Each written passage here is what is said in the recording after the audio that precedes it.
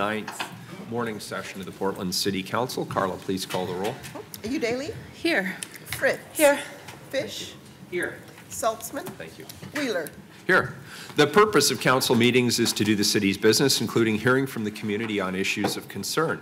In order for us to hear from everyone and to give due consideration to matters before the council, we must all endeavor to preserve the order and decorum of these meetings. To make sure that the process is clear for everyone, I want to review some of the basic guidelines, which I hope will help everyone feel comfortable, welcome, respected, and safe at the meeting, and also ensure that decorum is maintained. There are two opportunities for public participation. First, we have the opportunity for people to sign up for communications to briefly speak about any subjects they wish to address.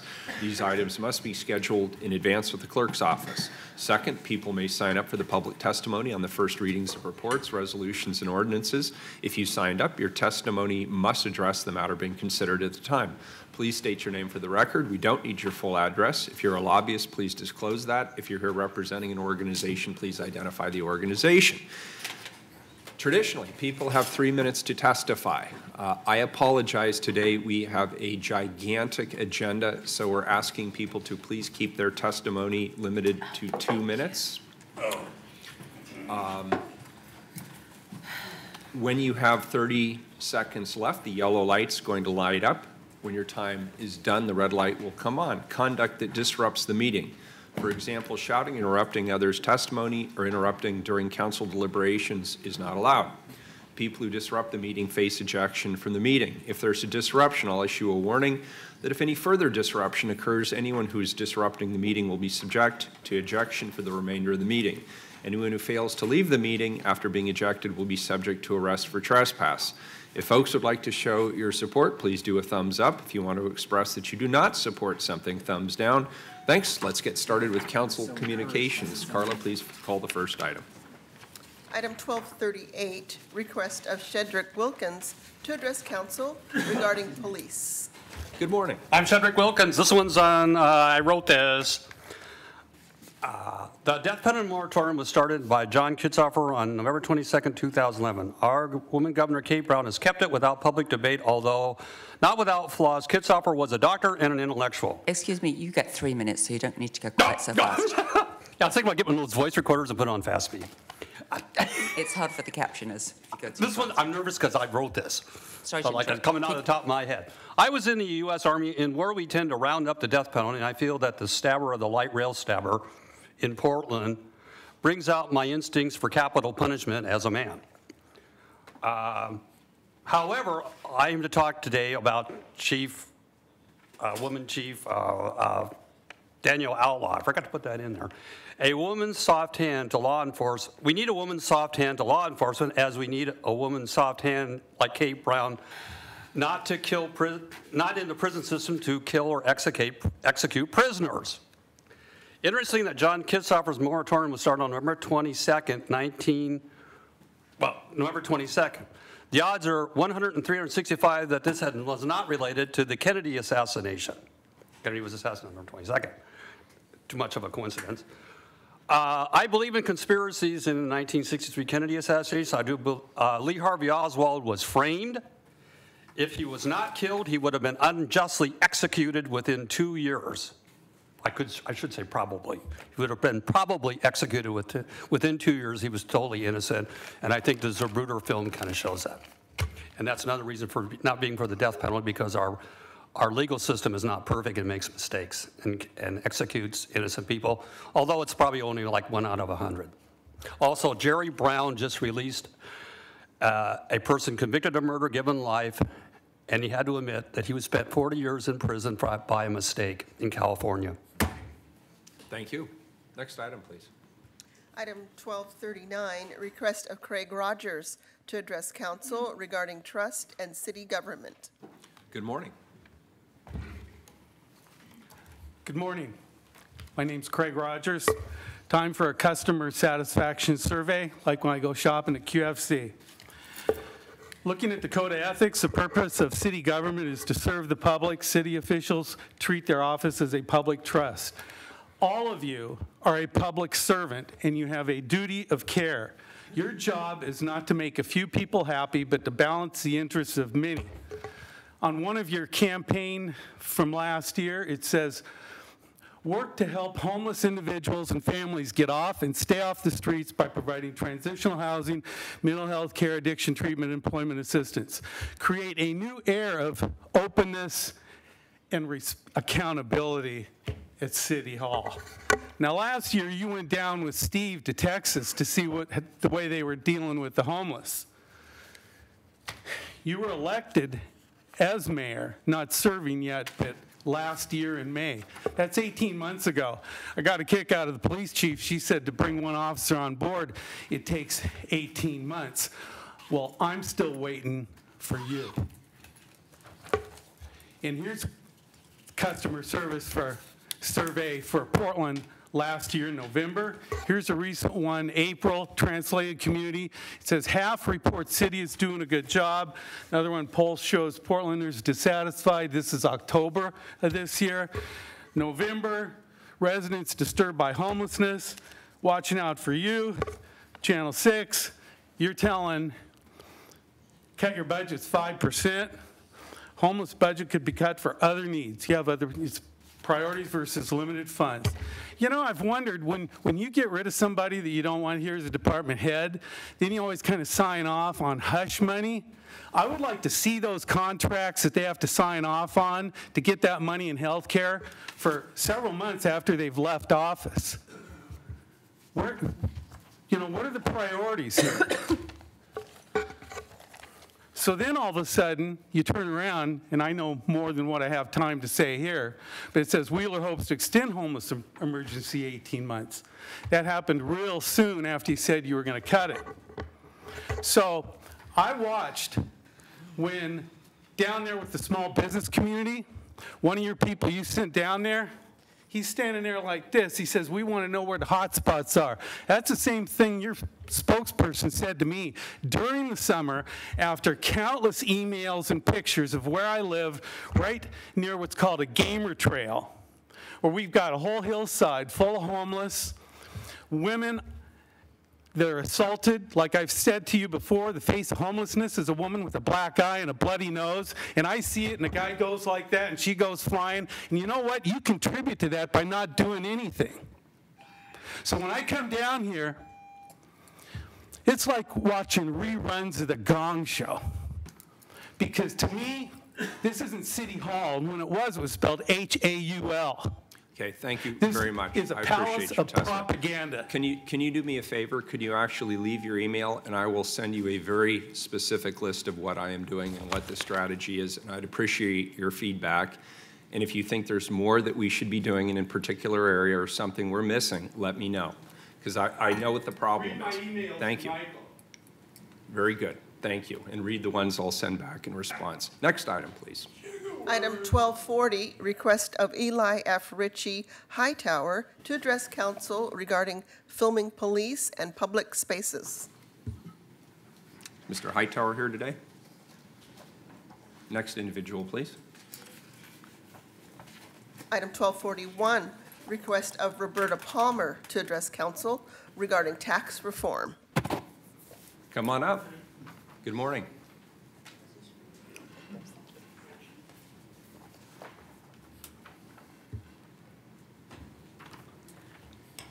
Excuse me. Good morning, and thank you for the progress you have made in housing our homeless, and a special thanks to Commissioner Saltzman for the amazing work he has done in this area. The time seems right, though, for tax reform that will generate more revenue with even more needs. We face budget cuts. Our reliance on the property tax may no longer be possible. Already too high, it increases the cost of housing, and its deductibility from our federal returns may be limited. Two new revenue sources should be considered. First is a 2 to 3% tax on served food and drink, a tiny tax with a huge return, already used at 5% in Ashland and Yachats. It is a sales tax with heart, since it targets the more affluent. Many Portlanders cannot patronize restaurants or food carts often, Portland's tourists and visitors can help pay this tax. They pay more tax nearly everywhere else. The second change would be to scrap the business tax, income tax, for a gross receipts or gross profits tax. Revenue from this source could easily double without the problems of watching the tax expensed away, of noncompliance, and of high administrative expense. Speaking of which, the ill-fated arts tax could be eliminated with new revenue sources. Some Portlanders reject these taxes because they are, quote, regressive sales taxes. However, the progressive income tax is the only tax that is not regressive. Any tax with a fixed rate or amount, as you know, is regressive, including our federal, state, and local gas taxes, the property taxes, the arts tax, and many more. The same people who object on the grounds of regressiveness also envy the social services provided in other advanced nations by a very large sales tax, the value-added tax. Obviously, the kindest tax system in the world cannot provide opportunity without revenue. In 2008, a European study found a threefold increase in incomes at the low end in nations that provide, quote, social transfers, as opposed to those nations that rely on tax policy as an anti-poverty measure, such as the United States. So to close, I live in the Pearl District, where dogs live inside and people live outside. In this upside-down world, Portland, be bold. You are the default government when all else fails. Thank you. Thanks for your indulgence. Thank you. Appreciate your testimony. Next individual, please. Item 1242, request of Alan Kessler to address council regarding transit congestion in Portland. Good morning. Good morning. My name is Alan Kessler. I'm here with the Portland Bus Lane Project. I'm addressing you to make you aware of a pop-up bus lane project that we've proposed with Better Block and with Portland State University to happen next summer. The idea is that for 1 week next spring and summer, we would open up the left lane of eastbound Southwest Madison, which is currently parking. We'd open that up as a mixed traffic transit travel lane. And then that would allow us to take the right lane and make that bus and bike only for that 1 week trial period. We'd have to stop right turns on First and Third, but we think that would contribute to cyclist safety substantially. And we think that traffic would adapt. I imagine people who work in this building have seen that Southwest Madison doesn't flow smoothly in the evenings. There are throngs of people at the bus stops waiting for the buses to crawl down from the transit mall. And this is one of the places in the city that we really need to fix because so many bus lines move through here. We've already gotten substantial support from Better Block PDX, from Portland State University. We had a conversation with Matt Grumenart Pierce, and they've been helping us work with PBOT staff to try to advance this. We also had a meeting earlier this week with TriMet, and they seemed really excited about the idea that we would clean up one of the biggest trouble spots in the city, at least on a trial basis. So the reason I'm here today is I would like the support of the other offices. I'd like, especially Mr. Mayor, for example, we met with Commander of the Central Precinct to talk about the parking situation for Portland Police. That's one of the biggest sticking points. We think that it would be possible to move the 6 emergency vehicle spots around the block onto the left lane of Southwest 3rd, which would also be right next to their front door. Initially, Portland Police seems like they might be okay with this. We'd really enjoy the support of your office working with the police to try to find a compromise solution that can clear up that critical throughway for bus traffic and move vehicle storage maybe to a secondary street. Similarly, there's going to be construction in the Portland building next year. We'd really appreciate, Commissioner Udaley, your office's support with BDS, and then Commissioner Salzman, your support in figuring out a way for 1 week during the construction period to take what's supposed to be a staging lane in the left lane of Southwest Madison and make that available for this project. We're hoping that there's some week that we can pick that will work where the construction staging can happen off that main throughway. We're hoping to do all this to prove that South of Madison could be better, that we could save TriMet a lot of money and improve bus service throughout the network by freeing up those resources to be used in outer areas. So again, my goal here is just to ask for all of your support in this one-week pop-up bus lane project that we're hoping to do next summer. Great, and I'm not as well versed on this as I'd like to be, so I'll coordinate with Commissioner Saltzman. Thank you. Commissioner Fritz? Thanks, Mayor. I just have a suggestion, and that is, usually I'm very pro-pedestrian because that's what I am most of the time, but I would suggest for this project at least that you try not having pedestrians crossing on the east side of the 2nd and Madison intersection, so that, because otherwise the cars that are getting out of the Jefferson garage trying to turn right, there's usually only 1 or 2 can get through because of the pedestrians on that side, whereas if they were diverted to the west side, I think that would be safer for the pedestrians and also maybe solve some of the congestion problem there. I really appreciate that. Yeah, we'll consider that. Mr. Kessler, did you send an email to our offices? I didn't send an email today based on this. I have some correspondence I can forward, or I can send you an email directly if you like. That'd be great. Thanks. Thanks. Very good. Carla, I know that there's one item on the consent agenda, item 1246, 1246, that we'd like to move to next week. 56. Oh, I'm sorry. 1246? 1246 we'd like to move to next week for further consideration. Okay. And then it's my understanding 1256 has been pulled. Correct. Are there any others that have been pulled? That's all I have. Call the roll, please, on the consent agenda. Udaly? Aye. Fritz? Aye. Fish? Aye. Saltzman? Aye. Wheeler? Aye. The consent agenda is adopted. Please call 1256. Accept and authorize an intergovernmental agreement for a grant in the amount of $669,209 from Metro for Regional Transportation Options Smart Trips, Smart Cities, Transportation Demand Management Programs. Very good. And I'm not sure who pulled this item. Mr. Lightning did. Very good. And 1246 back to the office. Oh, okay. Thank you. I don't think there is.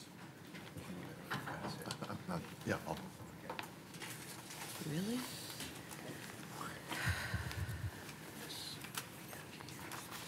Good morning. Good morning. My name is Lightning. I represent Lightning Super Watchdog X.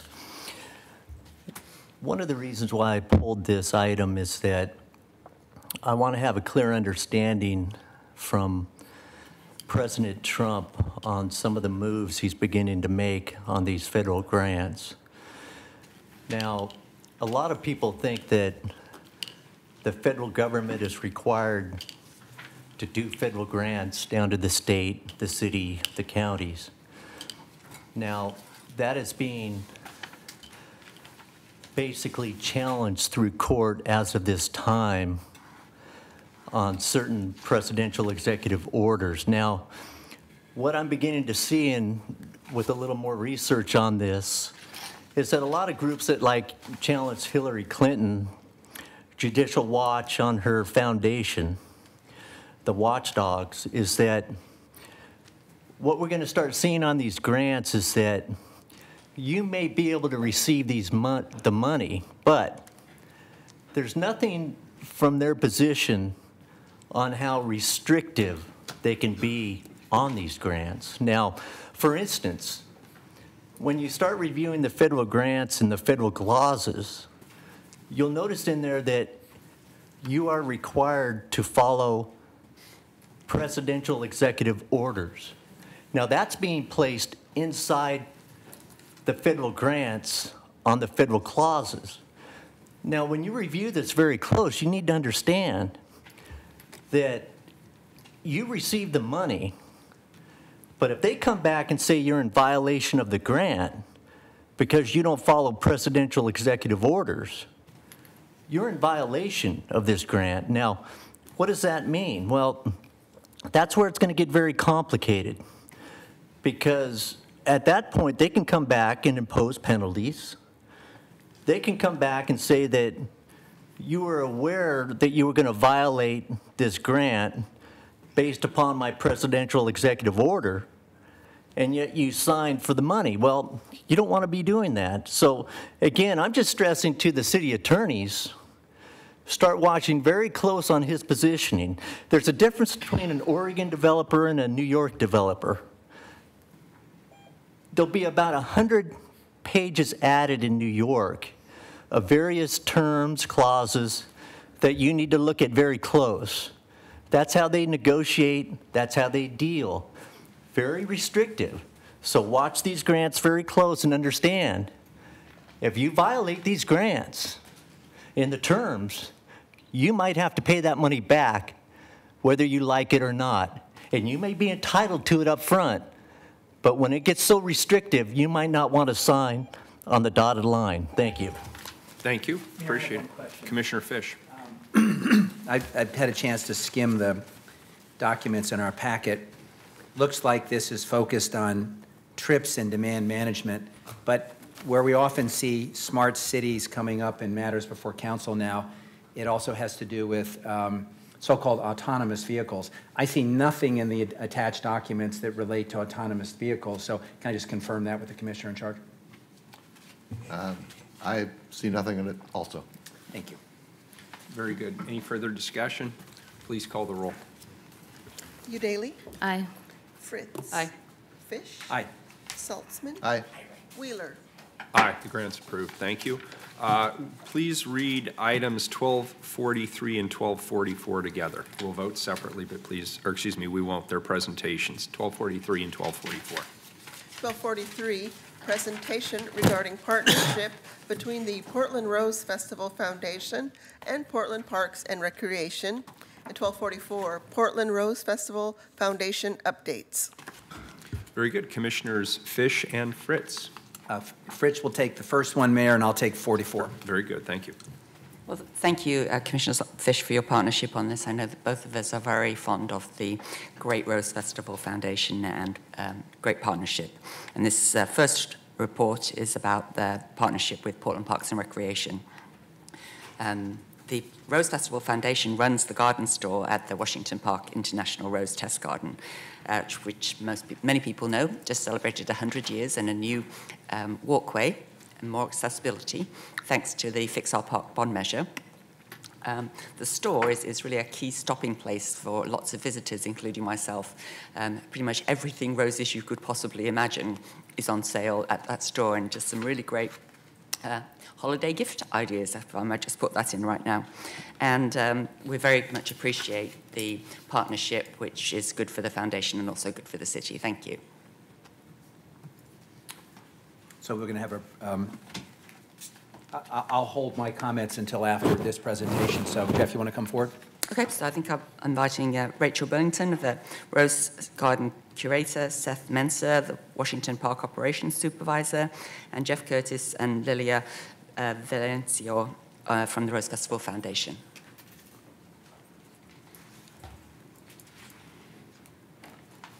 Good morning. Good morning. And Jeff, before you get started, I just want to say that for those that haven't been to that gift stop, I usually go there the week before Christmas and finish up all my Christmas shopping. And one of the cool things that you have there is books about various historic parks in our system. And those are sometimes hard to find, but there's one place you can go to get the history of Washington Park, the history of other things. So really appreciate that store. So my name is Rachel Burlington. I'm the Rose Curator up at Washington Park at the International Rose Test Garden. So Mayor, Commissioners, Director, on behalf of myself and all the fellow Portland Parks and Recreation staff, the countless volunteers that make this Rose Garden such a special place to us and the city of Portland, I'd really like to express our gratitude of our long-standing relationship partnership with the Rose Garden Festival, the Rose Festival Foundation. It's not just the financial contribution, but it's our daily interaction and support that we get on a daily basis from the foundation that really means a lot to us. The International Rose Test Garden makes many hands to make it bloom, and we recognize and really appreciate all that the Rose Festival Foundation has done for it in the City of Roses. Thank you, Rachel. Appreciate our partnership. Distinguished Council, I'm Jeff Curtis, CEO of the Rose Festival Foundation. It's an honor to be here and tell what I think is one of the best kept secrets within the city, and how this partnership was created and what it means to both the Rose Festival Foundation and the City of Portland and the park system. And I want to just share a slide that it's appropriate to honor former Commissioner, Bureau Director Charles Jordan. He had the vision for this. He had the vision for the City of Roses. His time as director of the Bureau, he saw what the Rose Festival does, saw the power of the Rose, and saw an opportunity for a partnership to build a small store and have it operate on the private side by an independent nonprofit, the Rose Festival, and it made sense in that context. So we honor Mr. Jordan for his vision for making this possible and building this store some 16 years ago. Specifically, it's very small. Lily will talk in detail a little more about it, but it's just 450 square feet. But it has a tremendous impact on a daily basis. The mechanics of this partnership is one where we operate it. We receive a set commission by those net sale proceeds, with the majority going to our park system directly. And at the end of this presentation, we'll give you a cumulative total, which ultimately is a very significant number that helps our park system. So, and at the end of the day, it's been a wonderful private-public partnership. It certainly serves a purpose for the Rose Festival itself. It gives us year-round branding in the context why it's not a festival store. It does connect the Rose Festival, the spirit of the Rose City, with us, which is in our mission. And it allows us to have some retail activity. And most importantly, in today's world, providing dedicated funding to some sort is a critical part of our operations. Going forward, there's an opportunity moving ahead with the Washington Park Master Plan. There's opportunities to look at that store, to integrate that, which is in consideration by our Parks Department. Appreciate that. And as well as the idea of having a visitor center up there, which is right now that store serves that purpose. So we're excited about continued conversations with our Parks Department on that. With that said, I think it's really important to acknowledge and appreciate one of my employees, Lilia Villasenor. We hired her 10 years ago to run this store, and it's her hard work and dedication that has turned into the results that we're sharing with you this morning. I'd like to have Lilia say a few words. Good morning. My name is Lilia Villasenor.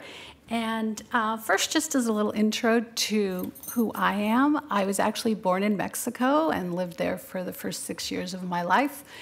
Raised in California, where I met and married a native Oregonian. So thus I landed in Portland 35 years ago. And interestingly enough, my very first job was with Portland Parks at the Children's Museum located at Lair Hill. Obviously, my life has taken many turns, and almost 10 years ago, I accepted this job as manager of the Rose Garden store.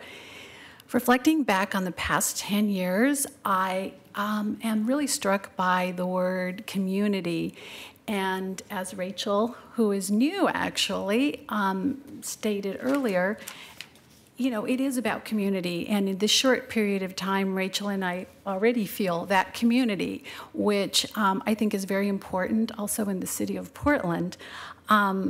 Everybody who comes to my store, as some of you have already alluded to, feels they are part of the Portland community, and it is our pleasure to welcome people from around the world. I am lucky to have an amazing crew who all serve as ambassadors to the city, who love our city, and who are more than willing to give restaurant names, you know, what to do, where to go.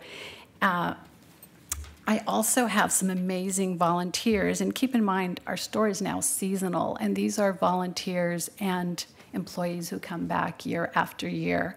My volunteers have been there over 9 years. 2 of them followed me from a previous job. 1 of them just turned 94 years old.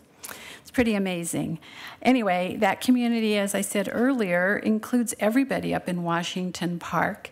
And in addition, I've really sought out local vendors because that to me is also very important. It is one of the first questions customers ask, where does this come from? And I love to be able to say from Portland, or, you know, I have a window where I say if I can get it in Portland, I get it in Portland, then it's Oregon, then it goes on and on like that. But if you're from New York, unless I cannot get it anywhere else, you're not going to be in my store.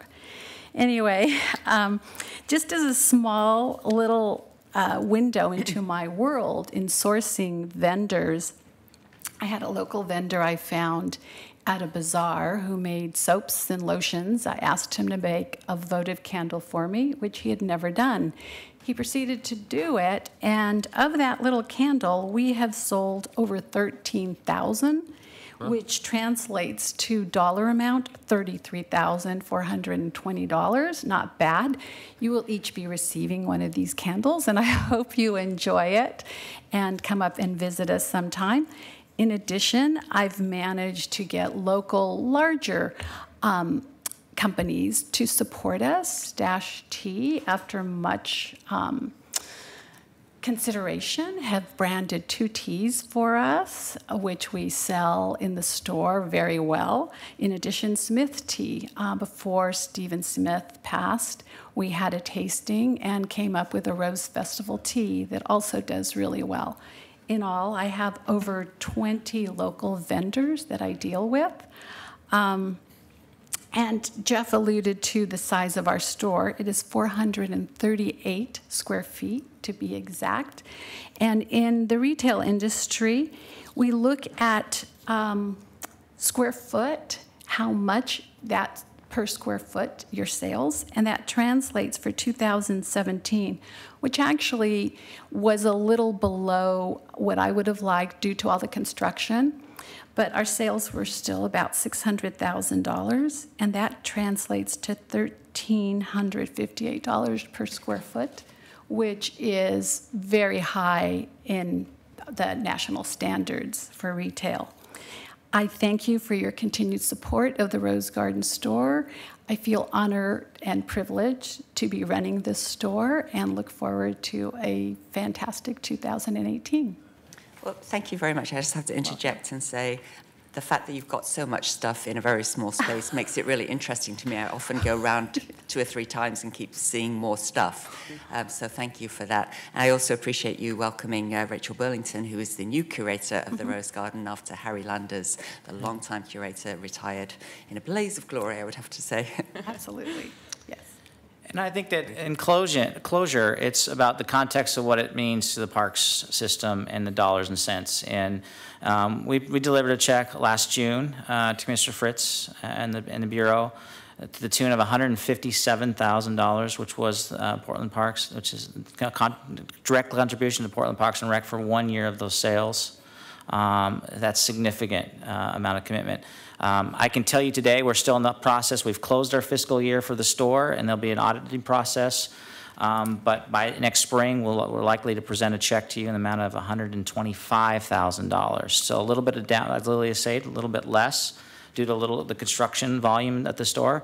But still, when you look at the life of the store, the vision of Charles Jordan, the commitment of prior councils, and your commitment to continue this, it adds up to nearly $1.3 million based on just selling Rose merchandise. A true partnership. We're thrilled to continue that, and we'll look forward to continuing in the future. Thank you. Well, thank you. Could you? Is the store open for shopping over the holiday season? It is What open hours? 10 to 4, 7 days a week until December 21st. So get there while the getting's good. Thank you. Thank you. Thank you. So, Mayor, we now have a second related matter, which has already been read. So we'll welcome Jeff Curtis back and ask Jeff. Jeff is joined by board members Kara Stoudemire and Amy Johnson. If you would please come forward and join Jeff. And I have a few introductory remarks.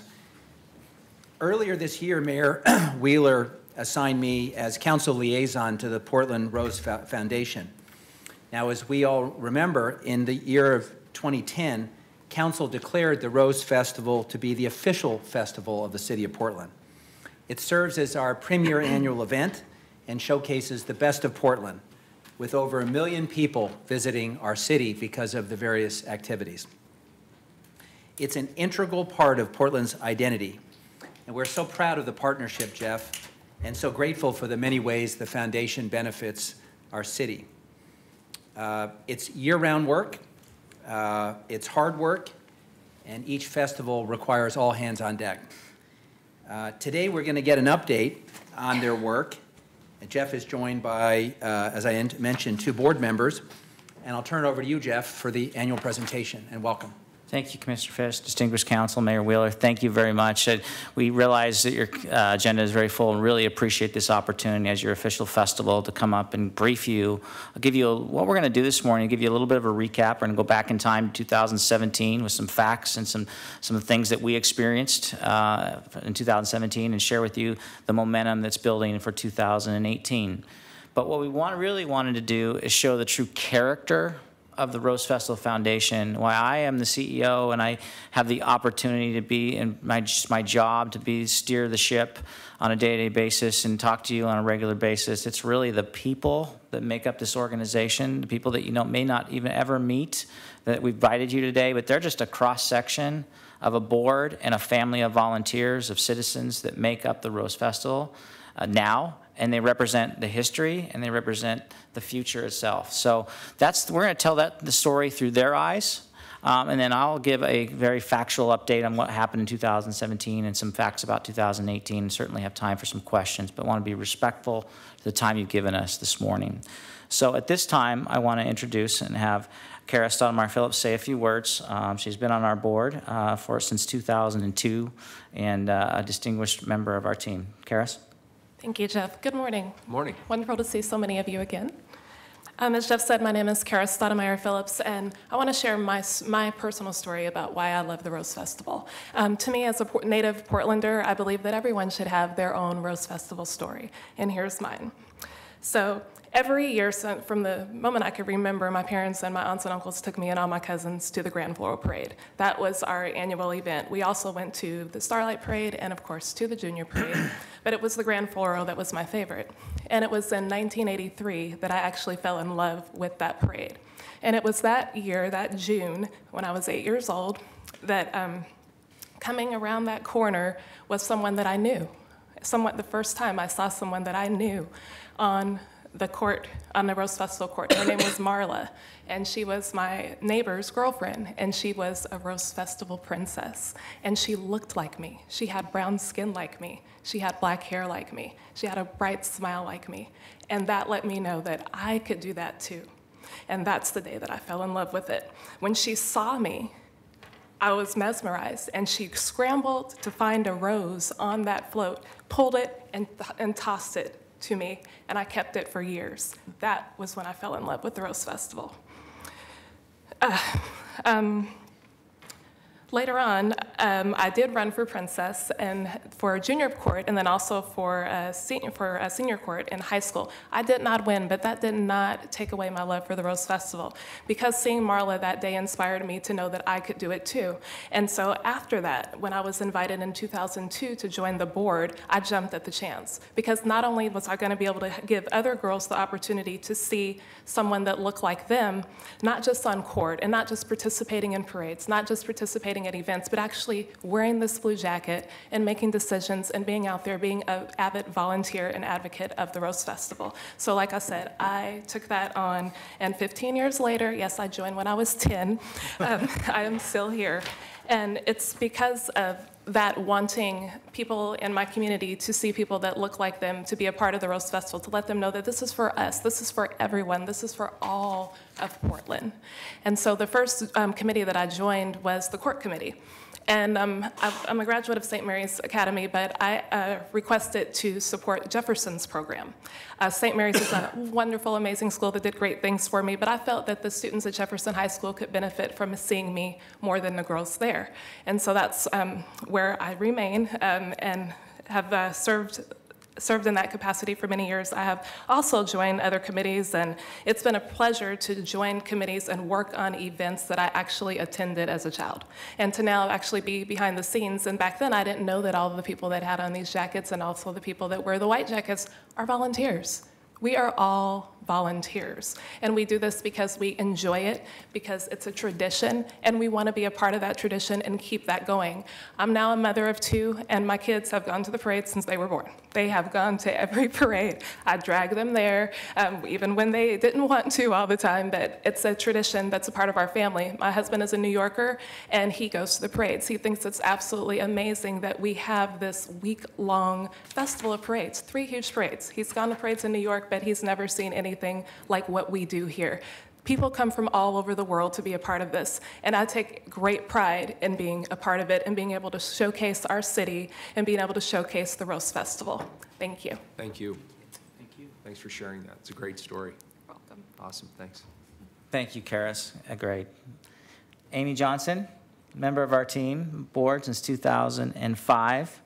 Has also a similar story of growing up in Portland. I'd like her to share her story and her commitment to this great organization. Amy? Thanks, Jeff. As Jeff said, my name is Amy Johnson, and I have been a board member since 2005. However, I'm also known as Princess Amy from David Douglas. David Douglas doesn't have the history that other Portland schools do when it comes to Rose Festival. And in 1996, I was only the 4th princess ever elected for my school. And for East County, our inclusion in the festival was and still is a big deal to our community and our school. It is no secret to anyone who knows me that the Portland Rose Festival is an organization and mission that I'm passionate about and is something that has impacted me in multiple ways and on so many levels. My journey to the festival came simply because I wanted to accomplish more than I was expected to. My divorced parents were blue-collar workers, and I lived with my mom and younger sister. While my parents did the best they could, they both lacked an education and an understanding of how to be successful in school. We received public benefits while I was in high school because my stepdad, a convicted felon, was serving time in the federal penitentiary. My mom's focus was just getting us through the next day, the next week, make sure there was food on the table and heat in the house. And me, well, it's probably not shocking to you that I was a bit unique in high school, with a shaved head and chains and spikes on my oversized clothes. But I was on the school newspaper and coached 3rd grade girls basketball and was in all the advanced classes and got good grades. I was fortunate to have attended a school like David Douglas with teachers who encouraged me to embrace and be proud of my quirky personality. I really wanted to pursue higher education, which would have made me the first person in my family to attend college. I spent most of my junior year filling out dozens of scholarship applications and being rejected by every single one. I didn't have a college savings fund, and my parents were not capable of contributing to the cost of my education. By the time I reached my senior year, I was resigned to the fact that I would not be attending college. And then I was invited by one of my teachers to learn more about the Rose Festival court. I laughed, of course, imagining myself among the more traditional court. I mean, my hair was less than an inch long, and I couldn't even wear a crown. But I went to the meeting anyway, enticed by the possibility of a $2,100 scholarship. I spent the next few months going through the application process, culminating in a lengthy interview session that included 35 other girls from my senior class. And the rest, as they say, is history. I became Princess Amy from David Douglas with an undercurrent of gossip about why I had a shaved head and how that would impact my ability to serve on the court. I had little idea just how controversial my lack of hair would be in the community, but the support I got from the Rose Festival staff, my classmates, teachers, and administrators in my district, and from my fellow court members was critical as I navigated through such an odd debate. Nonsense the other princesses would spout to their friends and family members when asked about me. She's the same as the rest of us, smart, kind, and generous. Starting from when I was a Rose Festival princess 21 years ago, I was influenced and challenged to be a better version of myself because I was surrounded by court members who were and still are ambitious, driven, independent, successful, intelligent, gracious, and amazing women. I took my scholarship and completed a bachelor's degree in communications at Marylhurst University and have gone on to do leadership work in the nonprofit industry. This year, as I'm celebrating my 12th year as a board member, I continue to be influenced by the amazing people who I serve with, the incredible staff I have the privilege of working next to, and the community groups and people who I build relationships with every single year. More than 2 decades since I became the first and only Rose Festival princess with the shaved head, I'm still pushing the envelope at the festival, trying to lead people in positive and impactful ways, not being afraid to say what I think, and finding new ways to serve our community through our events.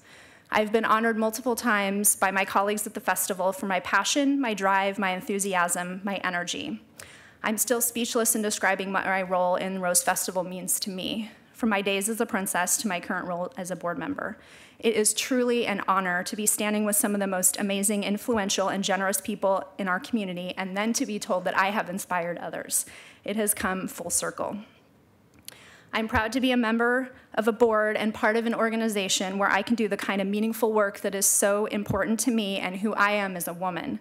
The Rose Festival Court embodies the values of strong, independent women and encourages growth, and without that, I would not be the person I am today. I am a mother raising smart and independent children who, of course, love the festival. I'm an avid volunteer, and I'm confident with a strong sense of self-esteem.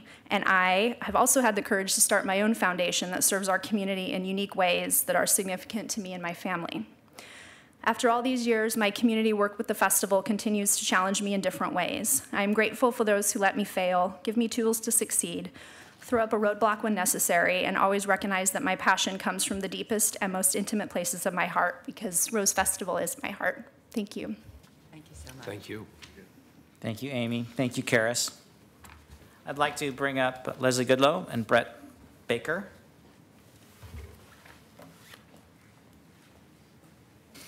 Good morning. Good morning. I'm going to start off. Leslie, you're going to go first, a familiar face, many of you, a City of Portland employee, but to us and our Rose Festival family, she's family. She's grown up around our festival and has had an amazing impact as our centennial year president.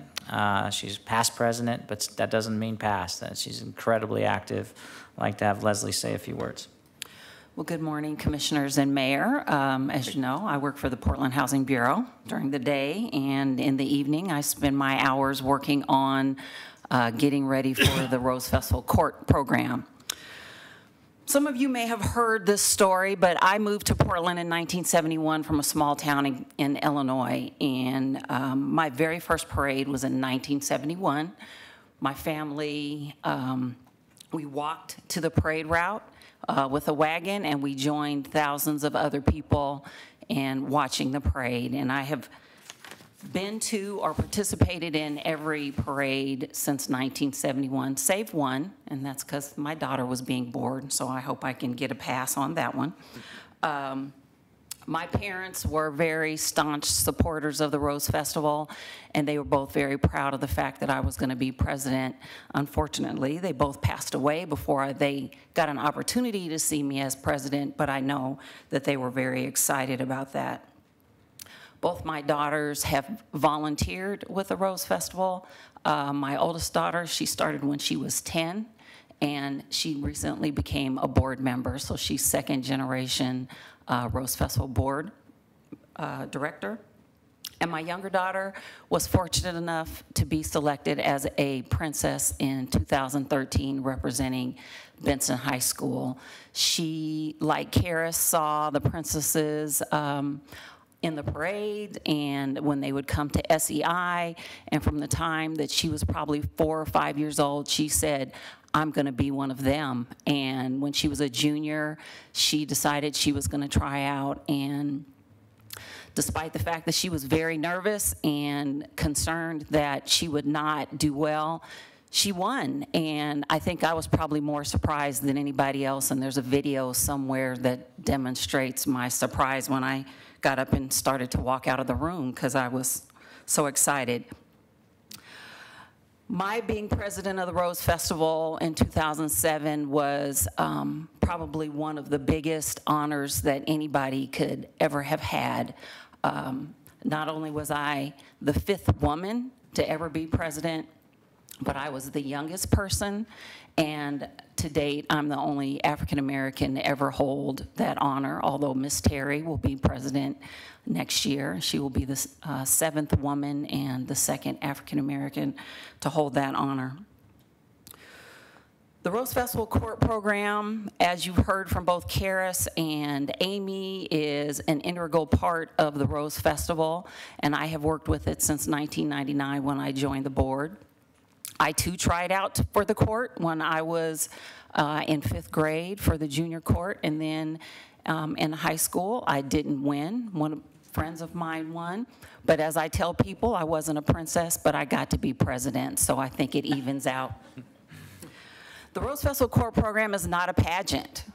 Lots of people think that that's what it is. It is not a pageant. These are young women that want to go to college, and so they work very hard to win a scholarship that's provided generously by the Randall Group. I've done research of other programs across the country, other festivals that have court programs, and we give one of the largest scholarships in the country for young women to go to college. And each of our 15 princesses gets a scholarship. Some programs, only the Queen gets a scholarship, but each one of our princesses gets $3,500. We're also the only program in the country that pairs up our princesses with a mentor. Unitas Community Credit Union, another one of our wonderful partners, pairs up each of our princesses with one of their women executives to help them answer questions, to just be another role model, to be another person that can support these young women as they go through college and into their careers. Since 1999, over 2,000 young women have participated in the court process. And some of them won and some of them didn't, but all of them were able to build on their interview skills and their public speaking skills by participating in the process. I'd like to say that the Rose Festival, as Jeff said, is my family. My children grew up with the festival, and a woman asked me a couple weeks ago when I was doing a presentation about the court program, why do I give my time to this when there are so many other opportunities for volunteering? And my answer to her was that I grew up with this. This festival brought a lot of joy and happiness for my family, and it's only right that I do the same for others. Thank you. Thank you, Leslie. Thank you, Leslie. Introduce our current president, Mr. Brett Baker. Brett? All right, thank you, Jeff. Well, I have a tough job following those dynamic women, but I'll try. So before I jump into that, Leslie, thanks again for handling the court. Leslie's done that for how many years? This will be my 5th year. It's a big job, and just think of all the impact she's had on quite a few young women. By the way, we all have Leslie stories, but I think, speaking from my colleagues, one of the highlights every year is meeting the young women again at the St. John's Parade, and they are enthusiastically received during the parade. And afterwards, we meet in a little church just off the end of the parade route, and we have a chance to sit down and share a meal with the young women. They then do their presentation again, and then the mayor and council members get to meet them and some of their family members. And there's Leslie off to the side, sort of making sure everything goes according to plan. They're a remarkable group of women, and my recollection is this year the entire court are young women of color. 13 out of 15. 13 out of 15. What an accomplishment. So thank you. All right. So good morning. Again, I'm Brett Baker. I have the honor of serving as the president of the Rose Festival Board of Directors for 2017-2018. And it's really important to me personally that I thank the City Council for supporting Mayor Wheeler's appropriation of $100,000 this past year for the Rose Festival. The funding was critical to our efforts to provide the necessary safety plan and continue the programming elements of the Grand Floor Parade that sets the parade apart as one of the best in the world. The 2017 Portland Rose Festival was produced under greater pressure and anxiety over public safety than ever before. Sadly, terrible events, both locally and on the world stage, leading up to the festival had an effect. With that said, we saw an incredible commitment from city bureaus, particularly the Portland Police Bureau, PBOT, and Portland Parks, who all work together with the Rose Festival officials in coordinating a safety plan that proved to be successful. We thank all city bureaus for their efforts in assisting us. We are lucky to have an organization with an incredible commitment to volunteer resources, as you heard earlier. I'm fortunate to lead a 54-member board of directors committed to the mission of the Portland Rose Festival Foundation in producing the city's official festival. The board stewards an entire volunteer force in the thousands. Rose Festival board members collectively gave over 5,000 hours of time in planning and producing the Rose Festival events and programs.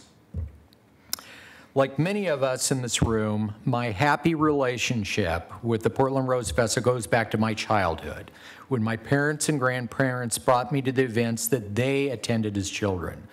And it has been fun for me to take my own daughters to the same events I got to enjoy as a child. It makes memories for families and is one of the most impactful things that binds our city together in a positive way. Then as an adult, I began to appreciate the festival even more. I became the commercial banker for the festival quite a few years ago. And then about 10 years ago, I joined the board of directors. It has been very satisfying for me as a board member and as a business person to watch the investment of our time and resources in this organization and to witness the positive economic and social impact it has had on this community. With that, am I going to reintroduce you? Mm-hmm. Okay. Let me reintroduce our friend Jeff Curtis. Jeff, of course, as you know, is the CEO, and he's going to complete this report this morning. Jeff is celebrating his 20th year on staff. It's hard, you don't even look that much yet. And his 14th year as CEO. His tenure is unprecedented in the events industry, where Jeff also plays an important role. In January, he will become the chairman of the World Board of International Festivals and Events Association, the trade organization for big festival and events around the world. This is only the second time that anyone from the Rose Festivals led this organization, and it's the first time since 1974. But you're not going away, right? That's in addition to everything else. No. We just renewed his contract. Jeff Curtis has become a force in the special events industry, which says a lot about what an important asset it is to Portland and Portland's official festival. We're very proud of Jeff, and it's my pleasure to introduce him to you again now. Thank you, Brett. Thank you, Council. That IFEA piece, I think it's really, I feel it is a responsibility to take the Rose Festival's time and talent, including the staff, with my partnership with Marilyn Clint behind me and team, to take our excellence and broaden and contribute to the events industry worldwide. Jeff, by the way, congratulations for the honor, but we can't take any chances. Would you please surrender your passport? Certainly, thank you. Thank you, Nick.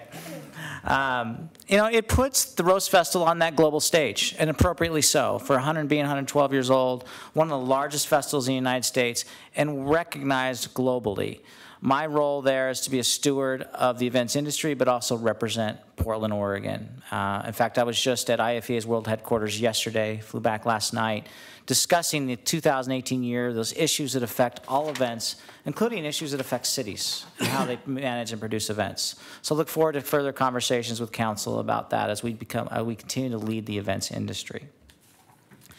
Specifically, I want to give you an update and go back. I've had a chance to, with the liaison role, to go back in time with you to 2017 to give you some facts about what happened to the Rose Festival Foundation, what we experienced, and how we propel forward as an organization, but also with you as in partnership. I want to take you back to April 25th, 2017. I got a phone call from the 82nd Avenue of Roses organization canceling their parade, of which set a whole precedent of conversations about safety of events and potential violence. And that was a Rose Festival sanctioned event, so it really set up a lot of questions going in and frankly, a distraction to the core purpose of Rose Festival.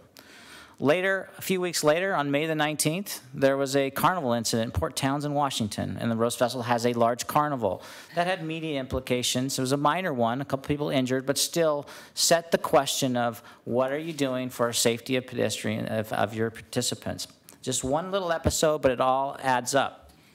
On May the 22nd, just 3 days later, and yet just on the footsteps of the 2017 Rose Festival, Manchester, England, bombing outside a major concert, continues to set the stage for concern over public assembly at events, leading right on the forefront of the 2017 Rose Festival. We're about to welcome the world to Portland, Oregon, and celebrate.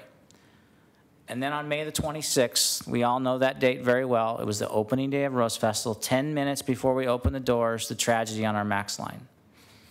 Sets the stage for Portlanders to be concerned. At the same time, Portlanders were just numb and raw about that tragic event, appropriately so.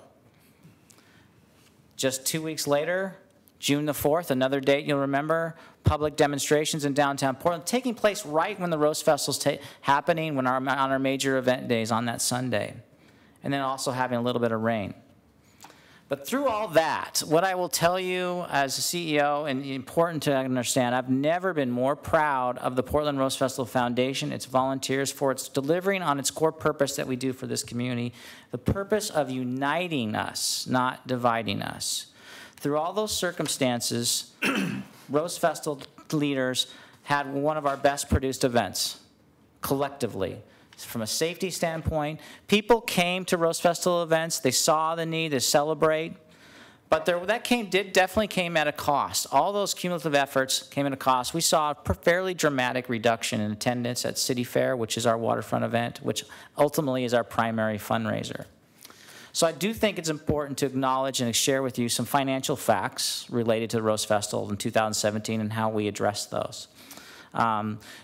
We have a slide for you that shares that we definitely will incur a loss in 2017, roughly a little over $250,000. As a nonprofit, that's something you obviously look to avoid at all costs, but that was very real and direct cause of most things out of our control that I described.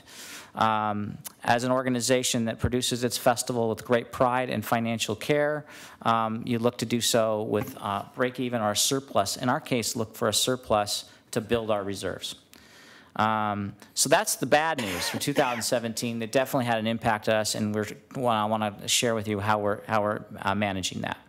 The good news is, through good stewardship and good partnerships, both from the private side as well as with City Council, we've been working on a reserve for over 10 years, currently $640,000, towards a goal of $1 million. That's your rainy day fund. That's to ultimately, that our job as an organization is to be good stewards now and to ultimately put this festival in a good place in the future. So having reserves are critical. And the good news is we've made significant contributions to our reserves over the years. We'll take a little bit of a hit in 2017, but at the end of the day, we still have resources to pull forward. And that's the key message for you and the public. Despite those circumstances that I laid out for you and that happened in 2017, we're ready for 2018, and Portland is ready for 2018. We're ready to put those behind us. And here's the context of it, what's happening within the walls of Rose Festival Foundation. First of all, we've done our own due diligence, reduced our staff some, looked at our cost structure, but we've made a very important strategic decision to embrace and continue to invest in public safety at our events, but also to invest in our core programming. Meaning that the public embraces and loves is defined as our waterfront events, our parades, our court program, and what we do from a philanthropic standpoint. That's what is not going to be changed. That's what we'll continue to invest in 2018. That's what the public's going to embrace. That's what people appreciate. We're going to invest and manage those events appropriately so. And our charitable impact will maintain strong because those events allow us to put, especially nonprofits, on a stage, especially with our parades.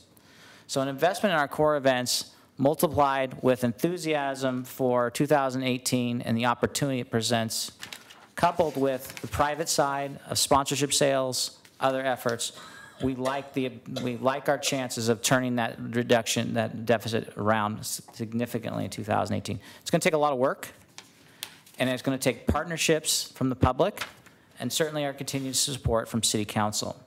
But that is what we're looking to do. Ultimately, the 2018 goal is to balance the books, but most importantly, embrace who we are. What you heard today, embrace that. The power of people. The power of people will connect and continue to do so. Engage stakeholders across our community. At the same time, not to inherit any risk. One example is that our half marathon that's been talked about off and on for the period of years here is we've postponed a half marathon. We are not going to be producing a half marathon in 2018. We're going to focus on our parades, our waterfront activities, Fleet Week, and the court, amongst many other community activities. And most importantly, we're going to embrace the power of human potential. We all see that. It's about asking for support and continuing our support. To give you an example, these last two slides just kind of puts in context why this all matters in facts, not just words. Our economic impact continues to be one of the strongest in our country for festival events, last time measured at $65 million. No other organization brings as many people together in the settings of our parades, over 1 million people that Commissioner Fish said. What doesn't get talked about, the platform for cultural exchange with our sister cities in particular. If there was no Rose Festival, no Rose Parades, where's the opportunity for our sister cities to come together and celebrate and have a reception and welcome our communities from across the globe? Rose Festival provides that, as well as our commitment to environment through our cleanup program, which has saved the Bureau of Environmental Services thousands and thousands of dollars through our community cleanup program. And then we invest in, you've heard it today, through partnerships with you, both in impact fees as well as the Rose Garden store, and prior commitments to Portland International Raceway. We're a true partner, but you are the greatest beneficiary. You are the one, the city of Portland and its citizens is this gift that we get to give. So in closing, I just want to reiterate to say that 2018 provides us a great opportunity to rebound in a very big way. I think Portland is ready to rebound. And I want to say, I say rebound in the context to show its true spirit, its spirit of connectivity, which it's showing already. And the Rose Festival is that opportunity to put it on a world stage. And we're going to do, the Rose Festival Foundation, those volunteers and staff behind me are ready to deliver for you in that context. And final fact is, that's great, that is the plan, but what inhibits those plans, I will share with you this morning in my final comments to say, long-term stable funding is always a challenge. It's a roller coaster ride, it's like Groundhog Day.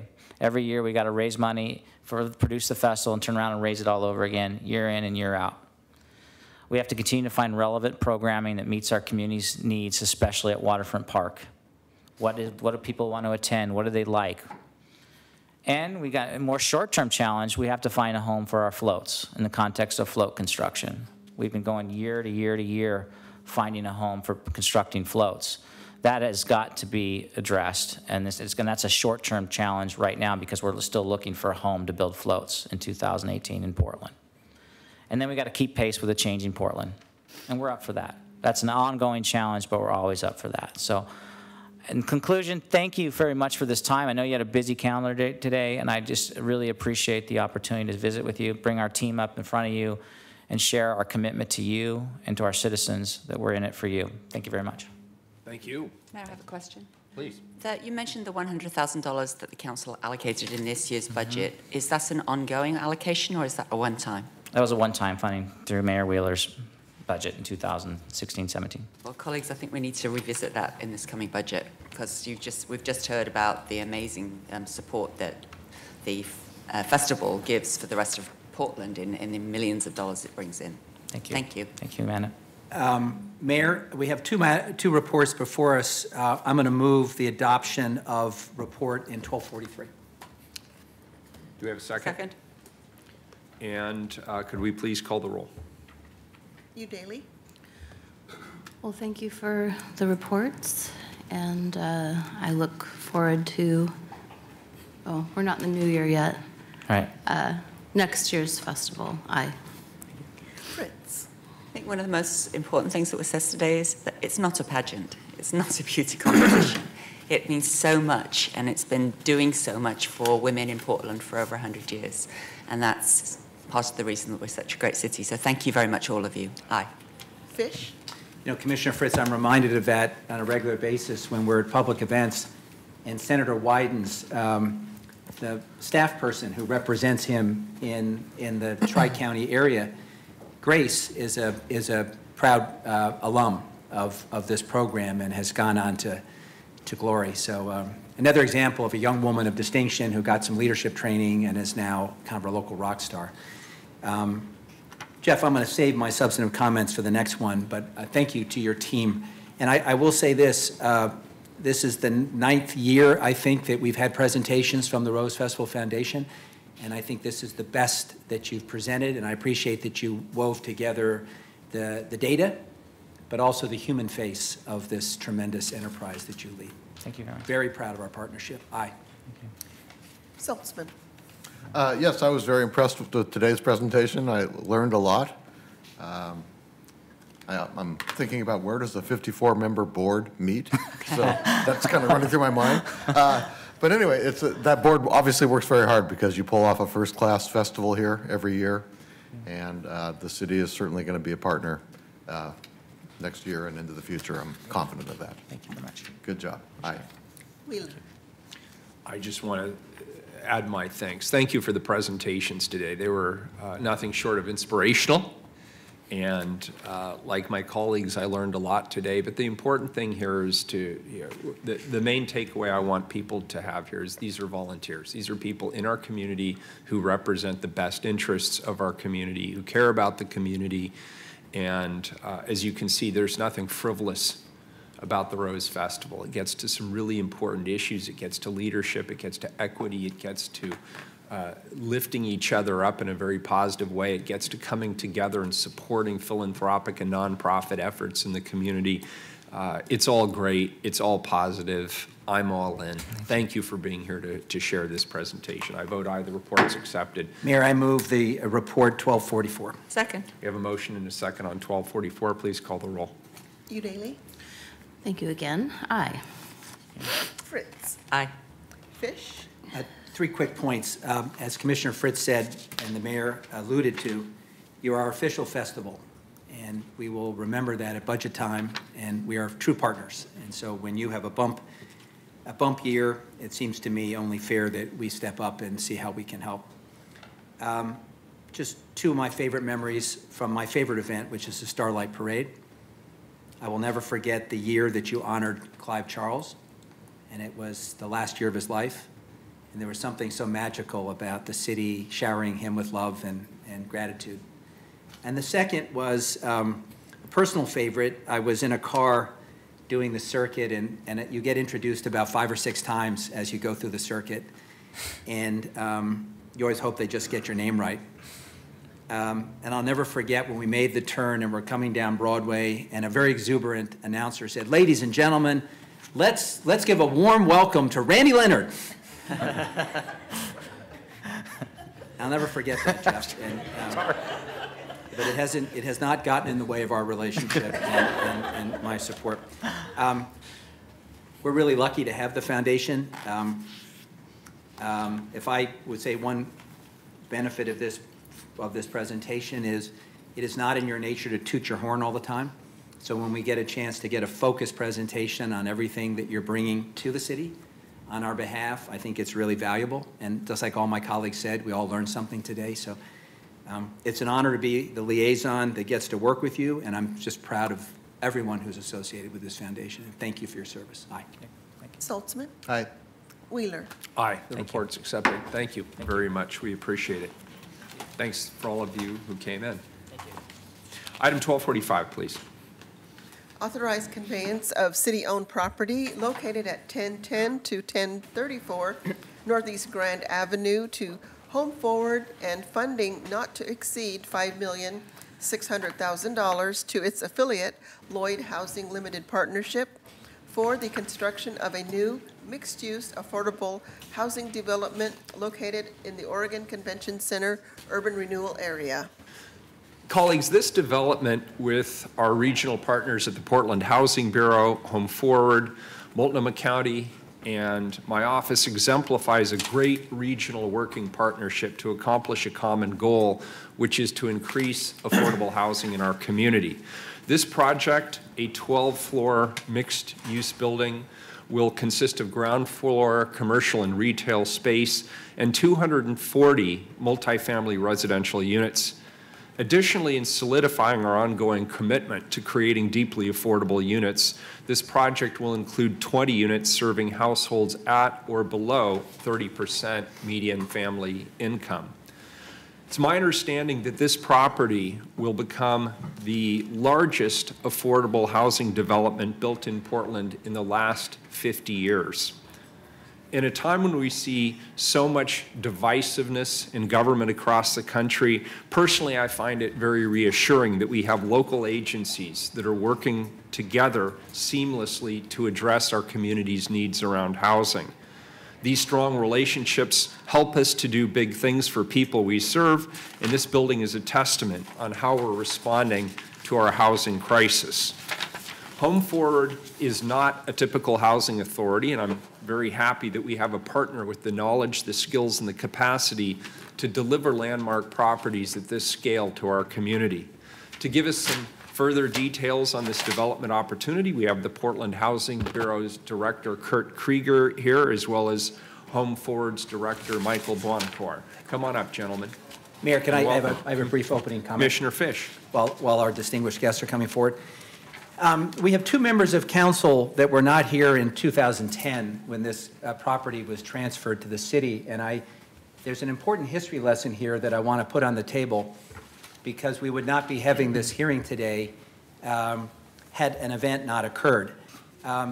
In 2010, as part of the creation of the new Portland Housing Bureau, which in fairness was a core priority of the then Mayor Sam Adams and was charged to the then Housing Commissioner, me, to effect, there was a debate about what to do with all the properties that were in the inventory of the then Portland Development Commission, and whether they should be assigned to the city or be retained by PDC.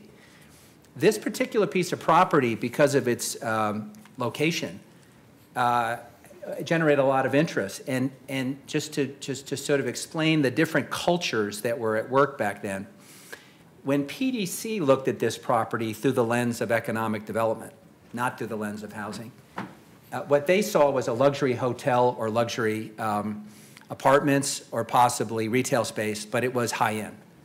And in fact, the property came to the city with a unfulfilled development agreement of some kind with Joe Weston. And Mr. Weston had gone through different iterations, but his at then most recent vision for the site was a high-end hotel, a luxury hotel for that site. When it came over to the city, it was covered by the strategic plan and the values that the council adopted when the creation of the Portland Housing Bureau occurred, and the city adopted a set of principles about how money would be spent. There was nothing in those principles which said that it was a concern of the Portland Housing Bureau to create a hotel or high-end luxury housing. In fact, it was specifically focused on people shut out from the marketplace. And so, I won't go into the details, but there was some conflict over that, and there was a little bit of vinegar. But here's the bottom line. Because the council ultimately decided that all those properties that were in play be transferred to the city, and because the city established clear guidelines for how that money should be spent, we are here today celebrating, as the mayor said, a substantial down payment on affordable housing in our community, rather than completing a DDA on a luxury hotel. And that has everything to do with the creation of the new Portland Housing Bureau. And the final thing I will say, colleagues, is it also explains, as long as I'm on this council, I will never accept backsliding on what we did in 2009, 2010 in creating the new Bureau. I welcome a partnership between Prosper Portland and the Housing Bureau. I welcome the strategic partnerships with others. But what this teaches us is when the dollars came to the Housing Bureau, they became a matter of concern for low-income households in our city, not economic development, not high-end hotels, not other things which we can debate the merits of, but are no longer eligible for funding through this process. So I just want to acknowledge Margaret Van Vliet. I want to acknowledge Patrick Quinton. I want to acknowledge Mayor Adams, who was a champion for creating the new Bureau. I want to acknowledge the then PDC Chair, Scott Andrews. I had a small role, but it was a collective effort, and it was the council that put the marker down and said, these dollars and these properties will be spent and focused on the needs of people shut out from the market. And we would not be here today had that property not gone from PDC to the city. Great, thank you, Commissioner. That's actually very helpful and I think an important introduction. Absolutely. Good morning. Good morning, Mayor Wheeler, members of council. My name is Kurt Krieger. I'm director of Portland's Housing Bureau, and it's my pleasure today to describe the financial contours of this project, and Michael Buonocore, as the owner and managing general partner of the partnership, which is doing the development, will describe how they will operate this for the next 99 years. We've got a PowerPoint presentation with hard copies to follow so that you can have backup documents as you desire. As mentioned, this is a key site within the the Convention Center,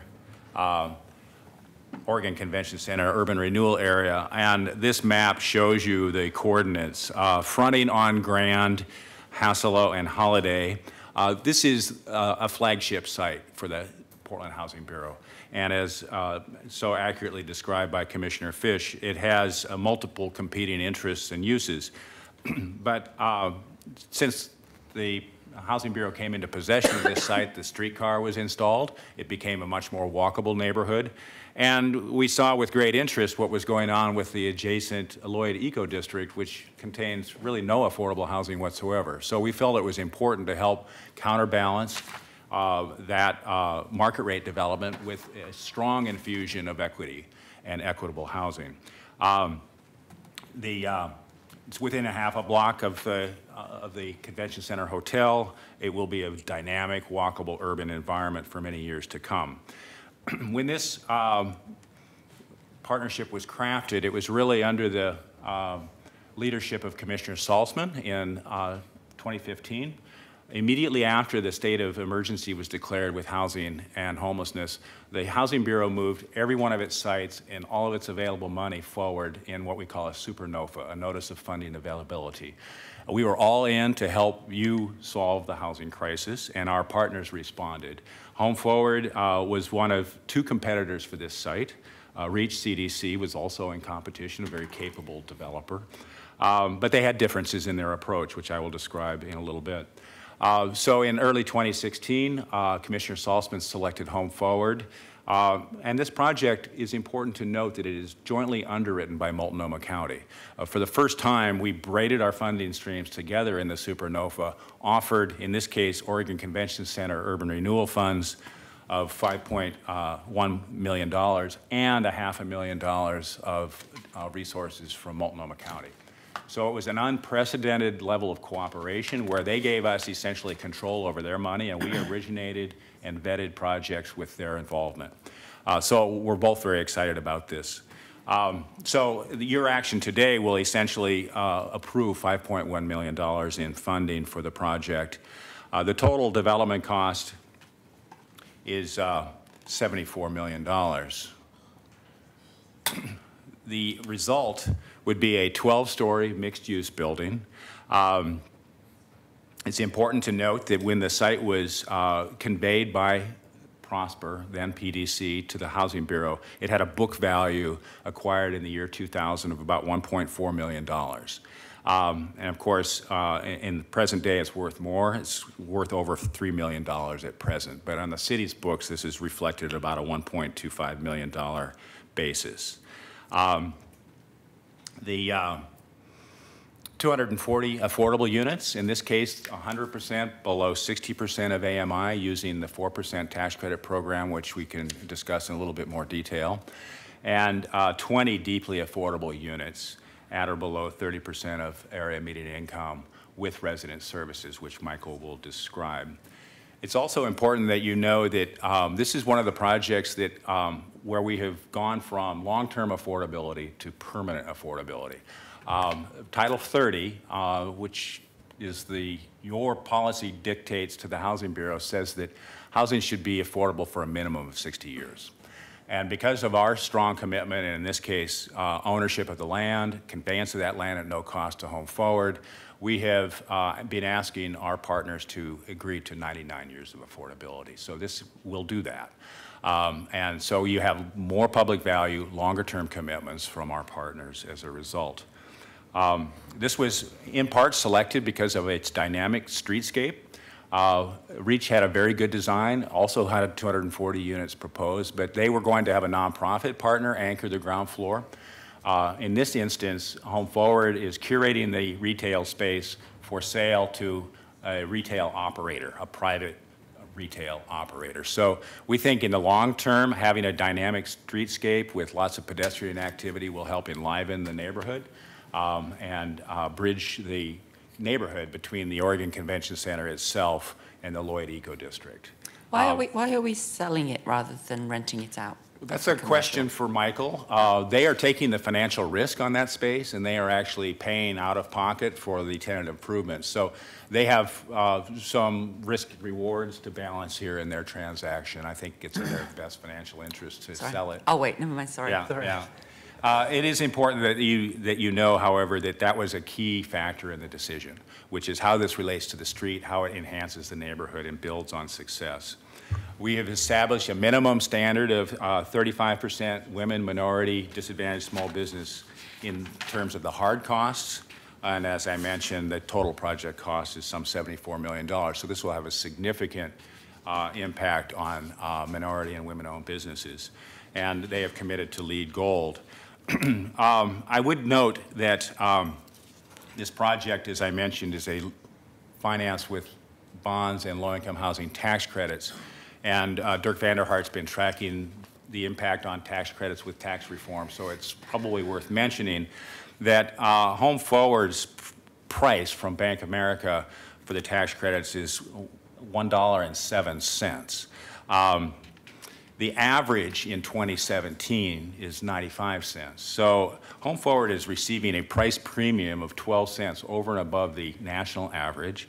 And I think it's worth mentioning that that's worth about $2 million. And it's in large part because of the stability and quality management of Home Forward and the unitary underwriting that Bank of America has applied to this, both in the debt and equity, because they are providing the entire suite of financial services, which reduces some cost and What's complexity. the value of the tax credit again?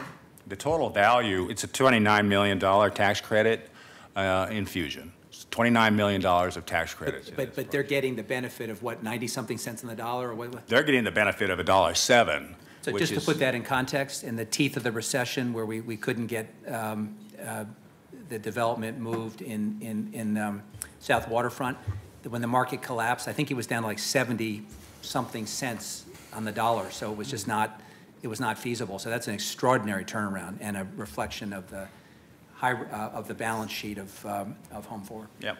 So I wanted to reinforce that because the complexity can be somewhat mind-boggling at times, but this really reflects a stellar project in a stellar location undertaken by a stellar developer with a great team. And I think you can be proud of this for many years to come. The next slide describes the total development costs, talks a little bit about the city's leverage. Our investment is leveraging 10 outside dollars in the form of tax credits and tax-exempt bonds. And Home Forward is all in with $12 million of their own resources, plus an allocation of project-based rental assistance vouchers. Kurt, I feel like you just buried the lead, and I want to reiterate that. It leverages our resources 10 to 1 with outside and private resources. Because I know there's a lot of back on of the envelope scribbling going on now as a result of the total cost that you mentioned in exchange for permanent affordability. So I want to keep that front and center, 10 to 1 leverage. Thank you. Excellent. Thank you for pointing that out. The actions before you today, then, in Ordinance 1245, would be to authorize me to execute the final disposition and development agreement and other documents to implement the project undertaken by a company created for this purpose, Lloyd Housing Limited Partnership. We would be also conveying $5.1 million of Oregon Convention Center Urban Renewal Tax Increment Financing and $500,000 of money from Multnomah County's Home for Everyone Fund. And I would then be authorized to enter into any final agreements necessary to implement the project in substantially the form presented to you today. Before Michael speaks, I'd like to recognize that this is a team effort, involves a lot of people, and as alluded to by Commissioner Fish, it involved people that are not here today. But the people that are here today that were instrumental, Jill Chen, project manager within the Housing Bureau, Carl Dinkelspiel, housing finance manager, and Javier Mina, assistant director. I'd also I'd like to recognize Lisa Gramp with the Office of the City Attorney. These are very complicated projects, and the City Attorney's involvement is instrumental to our success. It's worth mentioning that this project is not technically does not fall underneath the City of Portland's inclusionary housing requirements. It's a fine point detail since it's 100% affordable anyway, but it's important that you know that it was vested prior to. So that summarizes my comments, and Michael Bonacore is here with his project manager and director, Jonathan Trutt. Thanks, Kurt. Morning. Good morning, Mayor Wheeler, Commissioners. Thank you for having me. We are thrilled to be here and very excited about this project. I remember learning that we were awarded this project. We had just completed one of the largest preservation efforts in the state's history on 4 of our public housing high-rise buildings on over 600 apartments, and we were giving Commissioner Saltzman a tour, my board chair and I, when he congratulated us on being the winner in the competition and asked if we felt like we had the capacity to take on a big project like this. And we were thrilled and said that we absolutely did. And in fact, this is very much in the wheelhouse of what we do well, large and complex projects. So we couldn't be more excited to be doing this. Our original proposal, which was awarded, actually had a lower unit count and a lower number of affordable apartments. But today we are at 240 at 100% affordability at 60% and below. And as the mayor said, with 20 project-based vouchers providing deep affordability, as well as 3 more apartments at 50% affordability.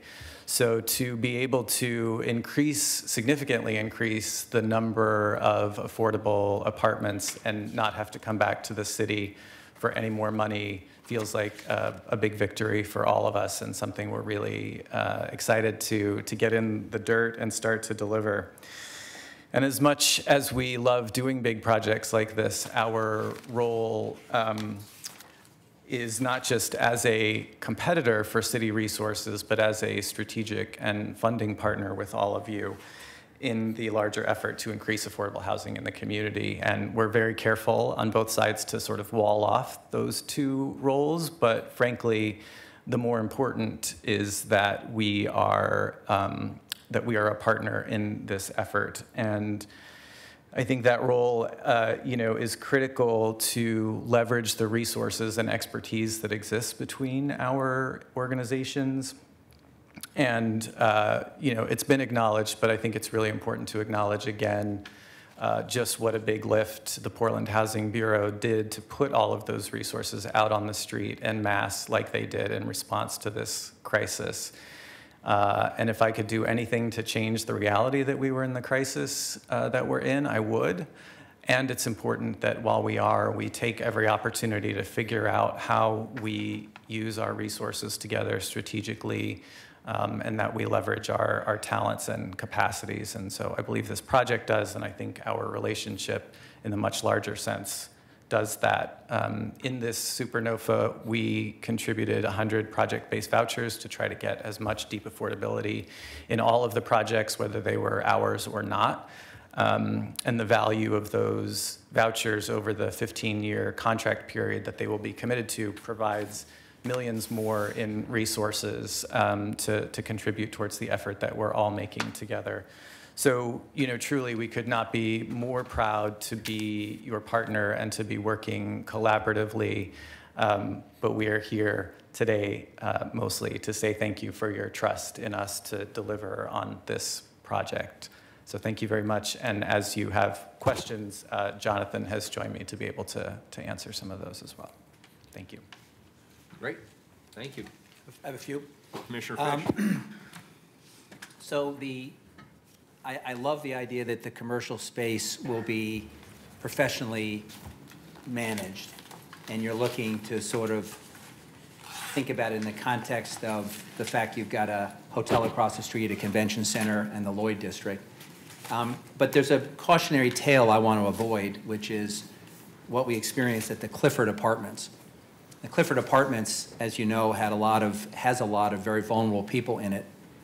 And the primary anchor tenant of that building was a package store. And as a result, we were in the anomalous situation of a nonprofit housing developer providing housing to people in recovery, and then on the ground floor selling alcohol. But it was a package store selling the high octane malt liquor and other things. So do we need an amendment, or can I have your assurance that there'll be no alcohol, there'll be no package store on the ground floor of this building? Jonathan, yes, Jonathan Trett, Director of Development for Home Forward. I don't believe we need an amendment because it's going to be in all the condo documents that that's a prohibited use. So there will be no alcohol store, no package store in that building. Thank you. And it's weird that that there were some legacy projects throughout the city where we found this situation. But as you know, 6th and Morrison became quite a scene because people living in the building were essentially in their daily fix of very unhealthy things and then hanging out. And it just seems to me nonprofits should not be in the business of enabling that. So I'm very pleased to hear that. May I just interrupt? Can it have a pub? Is that? I don't think we've precluded the possibility of a pub. Yes or no? Yes. So a restaurant, food is a permissible use within the commercial space. Okay. Yeah, I don't have a problem with a restaurant. I do have a problem with a package store selling turbocharged alcohol that's cheap. Yep. The second thing is, I forget what standard applies here. So this is being built to what LEED specification? It is going to be LEED for Homes Gold. LEED Gold. Yes. And that's our standard, right? It has to be LEED Gold or above for anything the city invests in? I believe so. Yeah. Well, just to clarify, the city, in October, you adopted a standard which is a Portland Housing Bureau sustainability standard. Right. It's not strictly speaking LEED Gold, but it focuses on indoor air quality, energy savings, and water savings in a way that actually achieves. No, I get our it, and goals. there's a big debate about whether This will be certified. LEED is the right. Yeah. Does this meet our minimum standards in Absolutely. sustainability? Exceeds it. And then here's the other thing. We as our friends at Home Forward know, because they were instrumental in this, we made a commitment as a council a couple months ago to add 200 units of permanent supportive housing every year. So I'll be looking to each project that we fund for what's the set aside towards that goal. The 20 project-based Section 8 vouchers will obviously allow us to bring the rents down. Is it our intent for those to be permanent supportive housing units? No, it's not. So I can't support this unless we actually make a down payment in this project. So what would it take? Is the answer no because we have to put some service dollars in there, or you don't have the capacity, or both? Well, it hasn't been designed with supportive housing in mind. It would need, I think, a significant services investment above what's budgeted for the property. So in fairness, the county and the city have said we have to come up with the service dollars. So the question now becomes, what additional steps do we have to take so that those units could be eligible for people that need permanent supportive housing?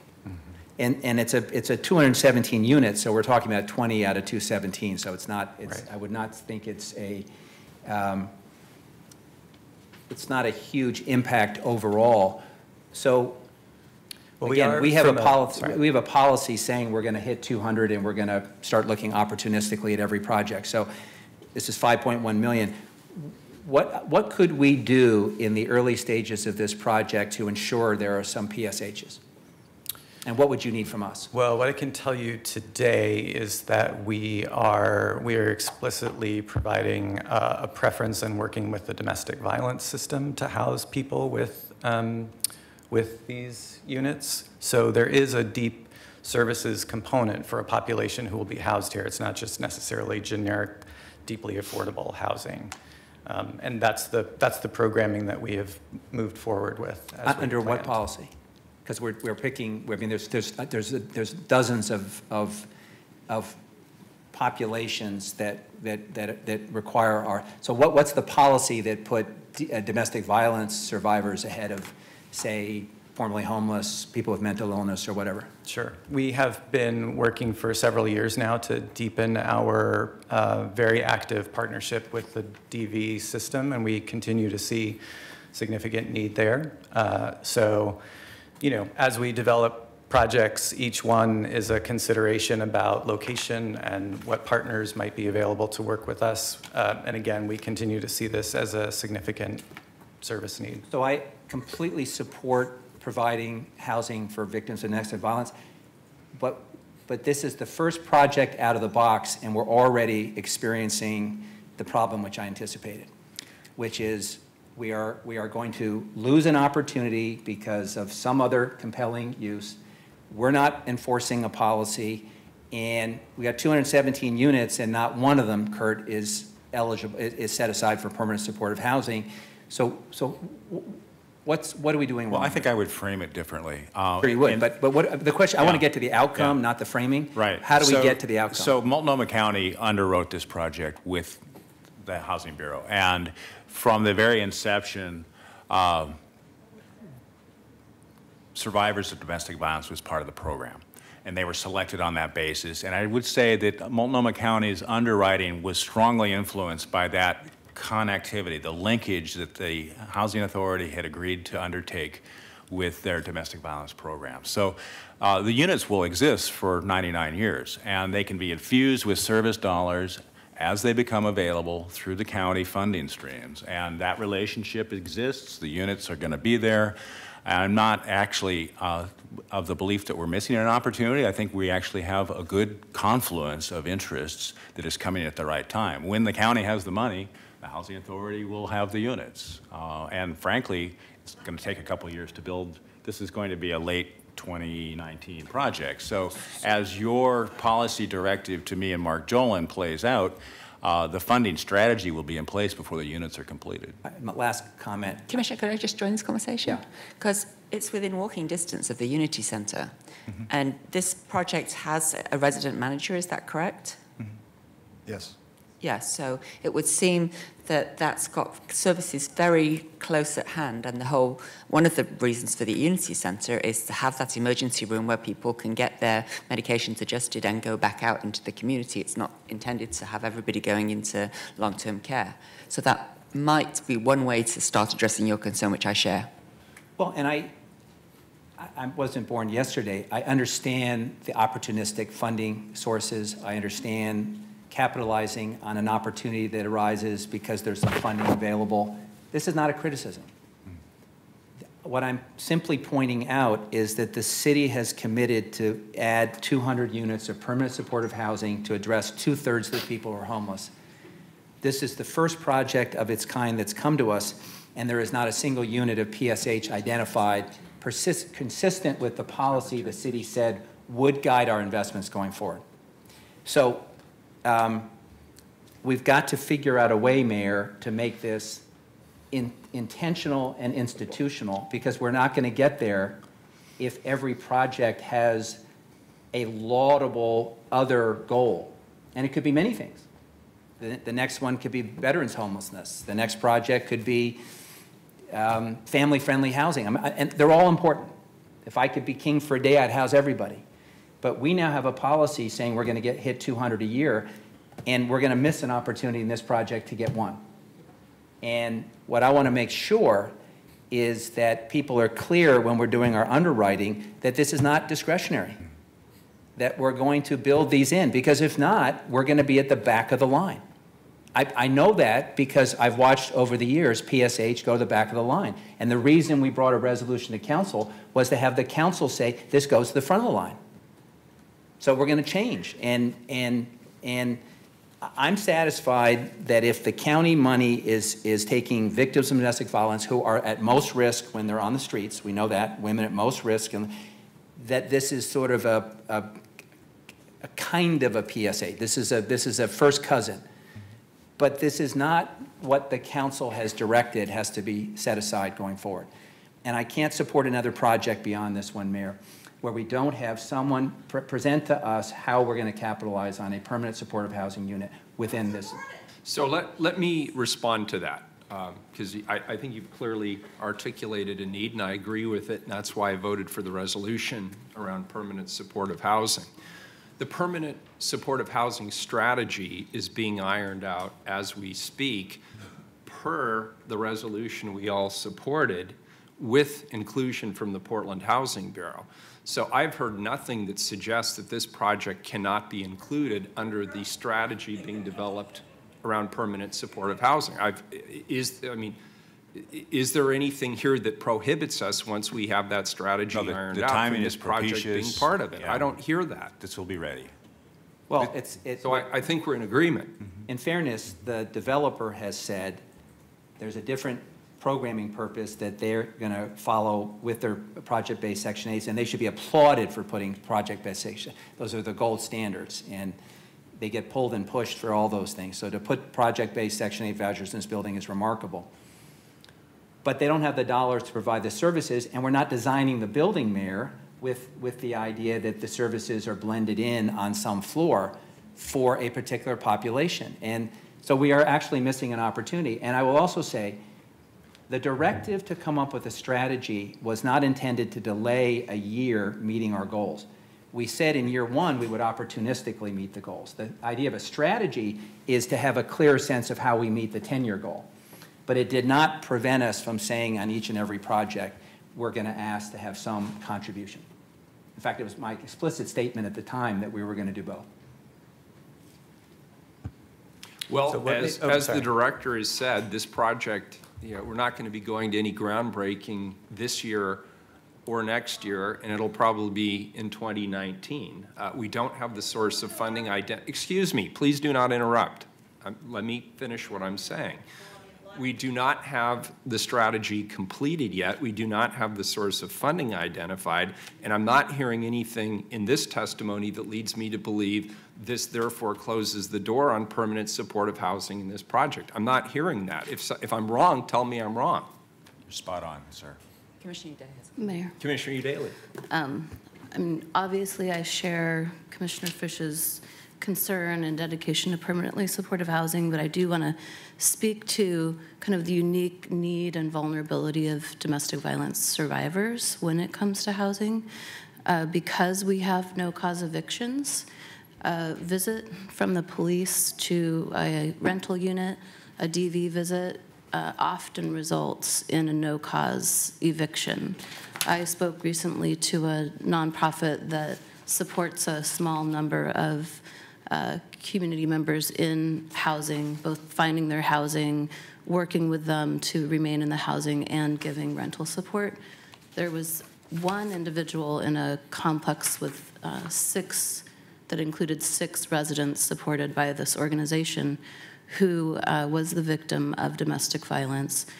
The property management company tried to illegally evict this person and failed because she had this organization to advocate.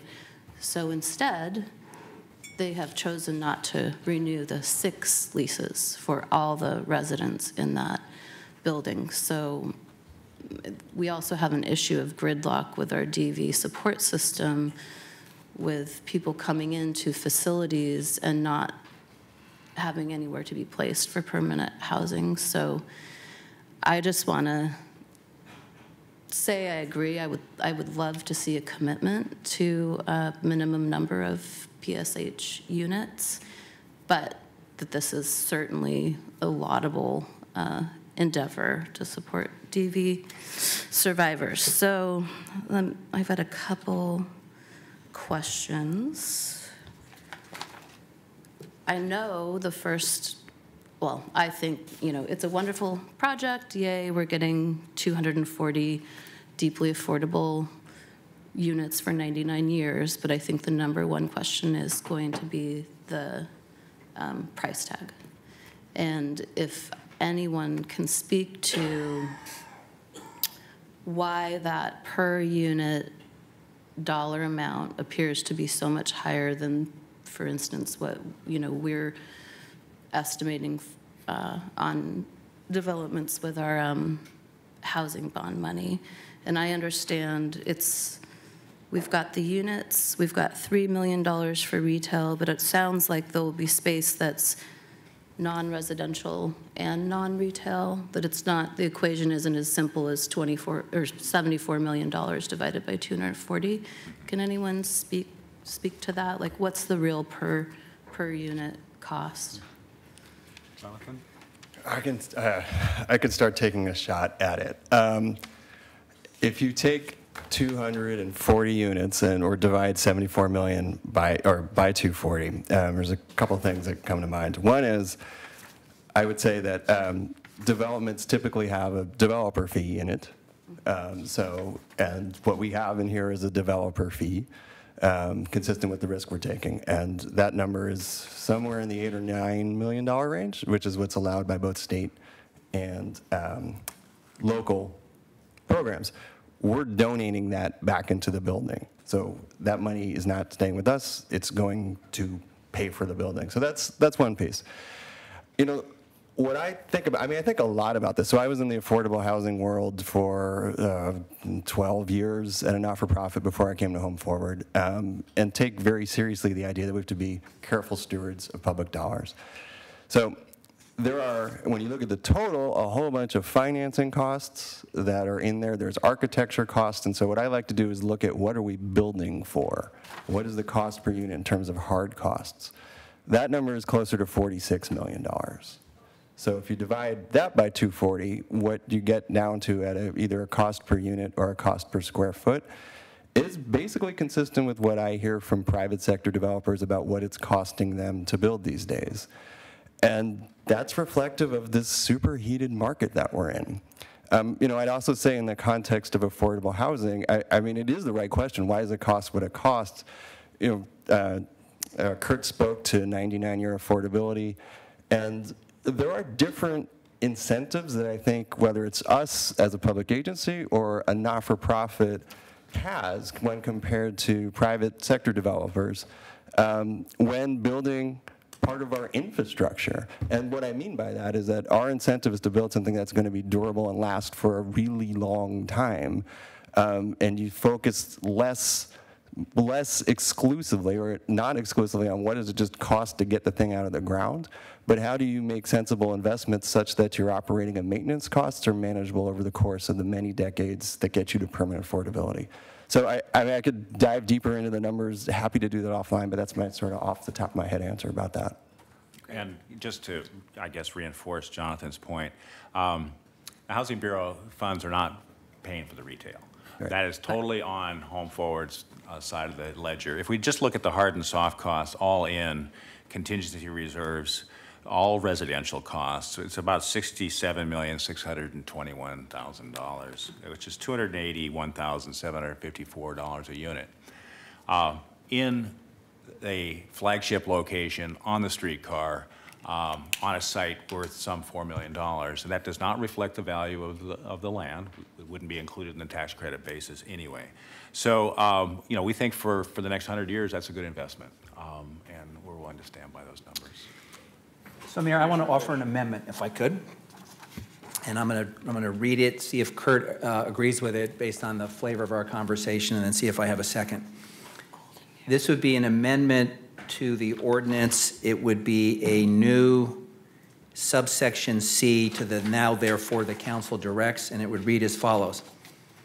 Within the next year, the Portland Housing Bureau and Lloyd Housing Limited Partnership shall review the feasibility of including at least 20 units of permanent supportive housing in the development and shall report back to council. Second. We have a motion and a second. Any discussion? Call the roll. Udaley? Aye. Fritz? Aye. Fish? Operative language is shall review the feasibility, and any feasibility includes additional resources that you believe the city or other partners would have to bring to the table in order to achieve the goals. Understood. Thank It's you. not an unfunded mandate. Aye. Wheeler? I support this. We're, as I said, already working on the permanent supportive housing strategy with both the county and the joint office. I think it's entirely appropriate to discuss it in the context of a specific project. It'll give us a good operational look at this as well. So I vote aye, the amendment's adopted. Are you done with your questions? Any further questions on the main have motion, one. Commissioner Fritz, and then we'll go to testimony. This is a different kind of preference policy. This obviously is in the Convention Centre Urban Renewal District. Some of the money came from there. Is there going to be an attempt to prioritise the historically disadvantaged communities in the area as far as who gets the units, like the, I forget what it's called on preference policy? At the present time, no, Commissioner. The preference policy applies to the Interstate Corridor Urban Renewal Area and not to the Oregon Convention Center Urban Renewal Area. I realize that there are some historic impacts in that neighborhood due to the urban renewal activities. But right now, the city adopted policy for preference applies to the Interstate Corridor, or commonly known as the Albina area. So I would like you to consider that. And to see if there is a way to make reparations for the damage done to the communities who used to live there before the convention centre was put in. And we all know that there's far more people who need housing than we have available. So I hope that in whether it's domestic violence shelter or permanent supportive housing for different reasons, that within all of that there could be a prioritisation for folks whose families used to live in the area. Thank you. Very good. So I don't want to cut this off. If nobody has a burning question, I want to get to public testimony. And again, as I said up front, I'm sorry we're limiting to 2 minutes today because we have a lengthy agenda. We only have about an hour to get through the rest of it. So how many folks do we have signed up? If you could call the first three. I have one person signed up, Mary Sipe. Come on up, Mary. Thank you for your patience. Count on me. Okay, I'll try to be quick with this. Commissioner Fish, I really respect your concern about the permanent supportive housing. I just want to caution you, don't throw out the baby with the bathwater. Don't make this go away because of that focus. The way I see it. And I'm not married. My no, amendment, and I don't think you my are. amendment satisfies me for going forward, so I appreciate the concern. Yeah. Because I think we need to recognize that these different categories, I call them, of need have different solutions. And this is the solution for those people who pretty much are either employed or living on Social Security and have limited income. I'm excited to see this because I think there's great need for this. I love where it's located. I like the whole idea. I want to throw out a couple of cautionary things. Director Krieger, I think it's great that we've added 77 more units by making this 100% affordable and not having any market rate. However, a caution to that is it does not allow you to convert a unit into a market rate unit when the tenant's income exceeds the AMI. So you need, when you're establishing your guidelines, you need to address that. And from some of the research I've done, I've learned that you can do that up front when you start establishing things. And also be careful about your requirements for eligibility. I just learned recently that in the building that I live in, we have a very nice 2-bedroom unit that's been vacant since July. 5 months. They have not been able to rent that affordable unit because they changed their criteria when Bridge Housing became the major partner and Ed McNamara sold his interest. And now they can't find anybody to qualify for it because of the restrictions that they've put in. You know, one of the things they put in is that anyone who has $1,000 or more in delinquent debt is immediately disqualified. People who need affordable housing often have more than $1,000 in delinquent debt. And to exclude them from eligibility for that reason is unconscionable. Thank you, Mary. Good morning. Good morning. My name is Lightning. I represent Lightning Super Watchdog X. I think the overall project looks really good. The unit number. Again, my opinion on these projects is quality always lasts longer than the overall price. So you got to look at the quality of the property overall on long term. So that's just my opinion. Now, a couple issues I had just again on the land itself. I think that land is quite a bit more valuable than the $5 million mark. You even have in the agreement the title companies put in a $5,600,000 title insurance policy, I believe, on the property itself, so there must be quite a bit higher value there. Now, that's not a big concern to me. Where it comes to the land from my position is that I always like to try to recoup the land value back to the city by putting in a due on sale clause if this property is ever sold, even try to recoup the money back within 20 years. But I like to try to recoup the money back to the city in some form, and I notice we're not doing that, basing this on the benefits to the public. So yeah, I have an issue with that. And then again, on the retail space, I understand you're going to do a condo type commercial sale on it. So my understanding, you would have to do a condo conversion. If I'm incorrect on that, you're not planning on doing a condo conversion on the apartment units themselves also, because you're putting a value of developing that retail space at $3 million. You have an option to sell it back to PHB at about $4.8 million based upon a legitimate appraisal. So again, you're using the term condominium.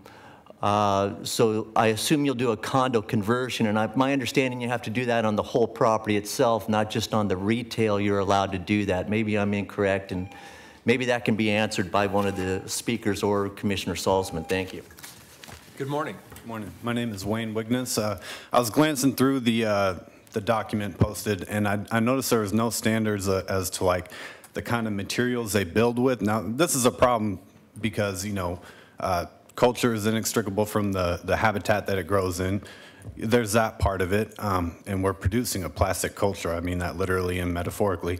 But on the economic side, consider, you know, the things we build with. Material science has transformed it all. The tools we build with, the construction industry has been transformed. What used to take a lot longer and a lot more energy to build, nowadays it pops up a lot quicker. Now that's time and energy that the worker used to benefit from.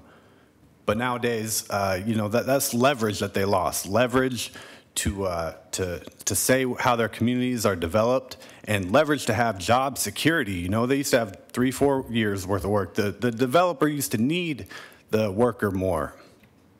If any of you know about the construction industry, now it's becoming more a matter of who you know. You know, concrete workers got beer bellies, you know. So what I'm saying is the Davis-Bacon Act, this premium wage or prevailing wage, it's a red herring from the real issue that, you know, leverage has been lost. And for what? Doing more of the same, it doesn't produce different results.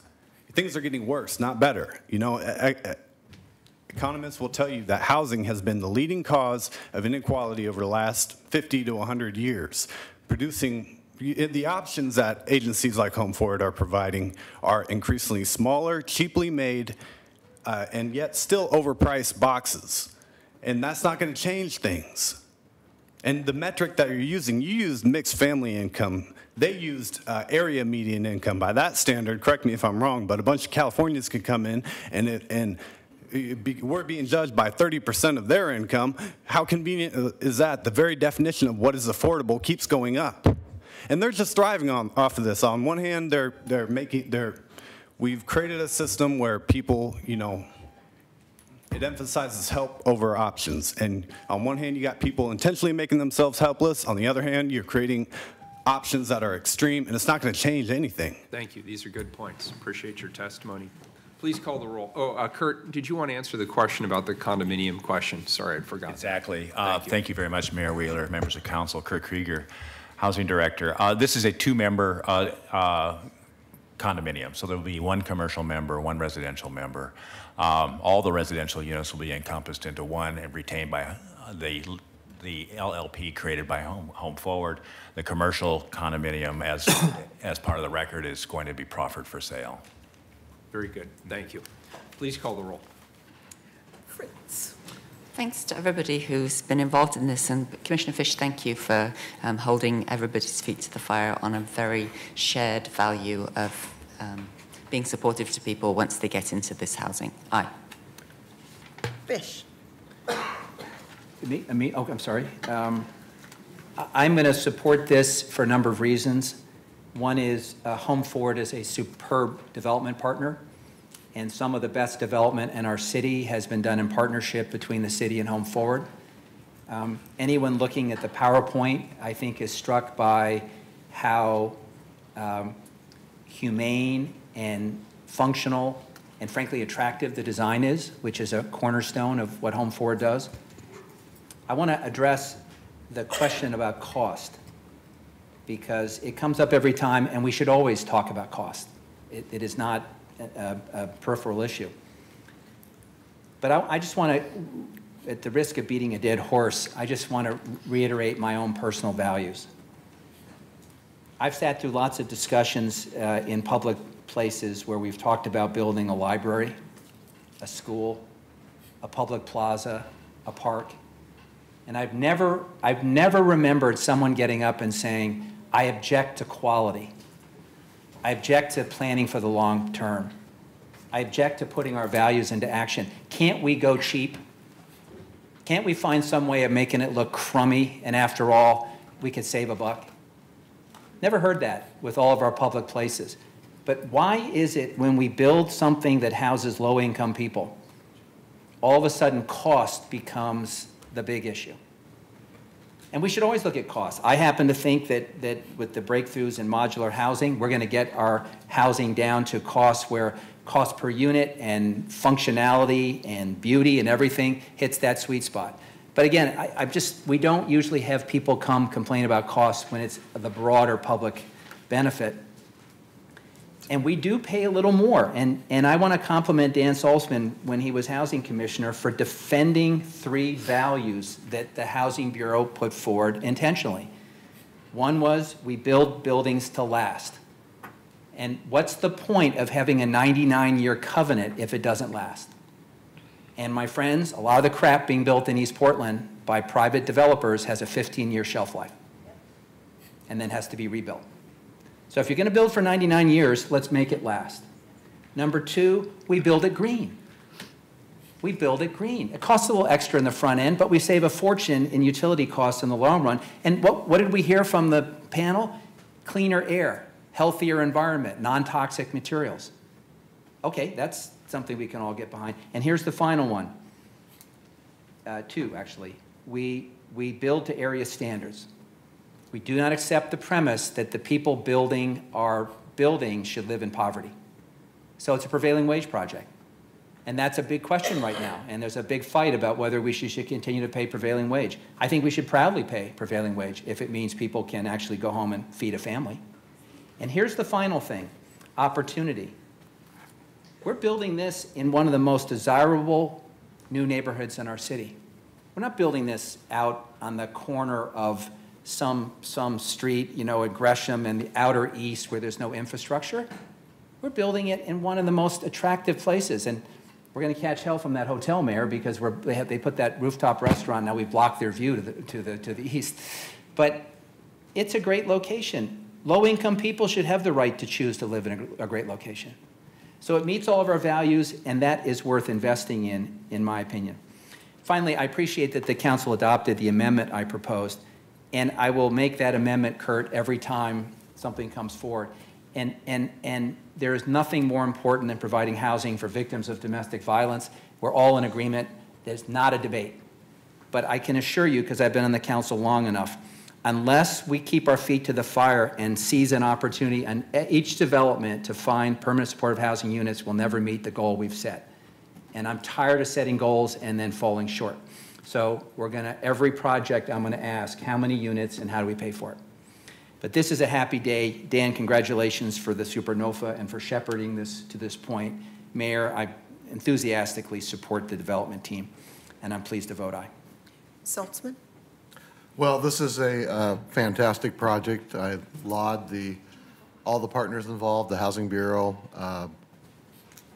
Home Forward, and is it Lloyd Development?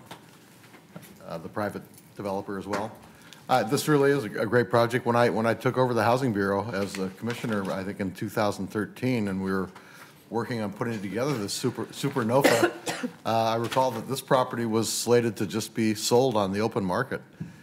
So we could have maybe fetched $1–2 million. Instead, now we're looking at a project that's going to provide over 240 units of affordable housing. So I think we made the right decision to hold on to that property, given all its attributes, and as Commissioner Fish said, given it really is. We talk a lot about building affordable housing in important areas, not just on the outskirts of the city, but high opportunity areas, good schools, good transit, good retail, and this Block 45 has it all. And now it's going to be an outstanding home to hundreds of people. So this is a great project. I'm very pleased to support it. Aye. Hugh Daly? Sorry, I had to step out. I am now in week 7 of my mystery illness and had to take some medication. So I think my colleagues have probably covered most of the bases. I just want to say this is an exciting and significant step forward in meeting our shortfall of affordable housing, and I'm pleased to vote aye. Wheeler? Good work, everybody. Aye. The ordinance is adopted as amended. Mayor? Commissioner Fish. Just as a housekeeping matter, and because we have so much left, our friends at the Portland Utility Board agreed to set over their report to next week. That's 1267. And Carla has found a time certain at 11:15. Is that right, Carla? Yes. Correct. So without objection, Mayor? Without objection, 1267 moved to next Wednesday at a time certain. Do we have the time certain? For 11:15. 11:15 a.m. Thank you. Similarly, item 1259 pertaining to the Central City 2035 plan, I'd like to move item 1259 to 4 p.m. this afternoon to be read along with the other Central City 2035 plan issues. Unless there is any objection, I don't see one. That brings us to item 1260, please. 1260, execute a contract with Sunshine Division, Inc. to define roles and responsibilities in support of Sunshine Division's mission of providing food and clothing to community members in need. Very good. I understand we have Captain Bob Day and Officer Eric Daniels here today. Sir, we're with 1261. I think Officer Toby's with 1260. Oh, I apologize. Sorry, Officer Toby, come on down. My notes weren't correct. My fault. You've been sitting there very patiently. I can support it, though, if you need me to. Good enough. I'm sure he can do just fine on his own. Thank you. Good morning. Good morning. So I'm Officer Matt Toby with the Police Bureau, Sunshine Division. And would you like to hear a history of the Sunshine Division? I'm hoping that's what you're hoping to hear from me today. Yes, yes, that's fine. Perfect. Yes. So Sunshine Division started really in 1917 with a man named Captain Circle. His officers came across, as we often do, people who needed a little extra help, and he started collecting spare change. He kept basically a dish on his desk and collected the officers' change, and they used this money to help provide food for those who needed it on the street, also clothing. 1923 is when Sunshine Division officially became the Sunshine Division. It was actually part of the Police Bureau. It was actually commanded by a captain as a division, and this mission was, again, to provide food and clothing to those who needed it the most. Fast forward to now, 2017, and I'm actually assigned as the liaison and the coordinator with Sunshine Division. And our mission still is to provide food and clothing to people in the city of Portland. Officers are able to do that in really 3 different ways. We have 2 warehouses now. We have a warehouse in North Portland, which is our original location and area. And we feed roughly 1,200 families a month through that warehouse and also clothe them as best we can. 2 weeks ago, we opened a new facility on the east side of the city, which was in desperate need. Many of our clients had to travel from the east side to the north side to receive services from us. So that's one way that we help people. We also are able to, officers each carry a pass-along card. And these cards allow an officer to put their name on it. They can give that to anybody in need, and these people are able to go again to our warehouse and receive food and clothing as a free visit. They can further qualify if they receive Social Security benefits, if they receive SNAP benefits, or if they're veterans, widows of veterans, and so forth. They're able to receive at least up to 6 visits a year through our warehouses. In addition to that, each precinct and most of our contact offices, and this is what really makes us unique, is we have emergency food boxes, and these food boxes are roughly 35 to 40 pounds of food, non-perishable food. And what is great is a citizen can call the non-emergency line 24 hours a day, 7 days a week, and an officer will show up with a box of food to help them in a time of need.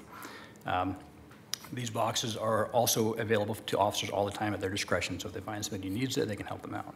That's really our core mission. The Sunshine Division. Very good. And if I may just state for the record, and what we're actually voting on today is the contract. It allows the commissioner in charge, in this case that happens to be me as police commissioner, to execute a contract with the Sunshine Division, and the contract lays out who is responsible for what. And so that is actually the formal action that we're taking today. Commissioner Fritz. So you just said people could call the non-emergency number. You mean the 823-3333? Yes. So I think maybe we should look into that because, as we all know, those calls are also handled by the 911 operators. Mm-hmm. So perhaps there's a way to have those calls go to the 823-4000 number rather than having people calling that line. Really? Yeah, we'd be happy to work with you on that. I think that actually there's a lot of sense to that. But thank you for letting people know that they can request. Yes. So certainly at this point, calling 823-4000 if folks are watching and going to need some help. Mm-hmm. Thank you for your work. Very good. Any further questions for Officer Toby? Well, I wanted to ask, where is your new east side location? It's 12436 Southeast Stark, and right next to the Fabric Depot, and we're very, very busy there. Great. Glad to hear that. Thank you, sir. Public testimony? Yes, we have 2 people signed up, Star Stoffer and Shedrick Wilkins. Very good. 2 minutes each, please. Name for the record. Thanks, officer.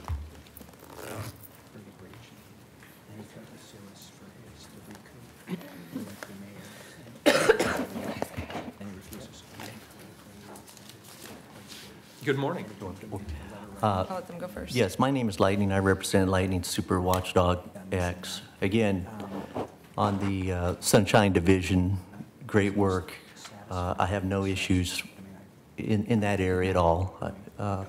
Continue moving toward the mission that you're trying to accomplish. Now, one of the issues I have on this overall agreement, I just want to have a clear understanding there's that separation from the nonprofit to the police and to the city of Portland.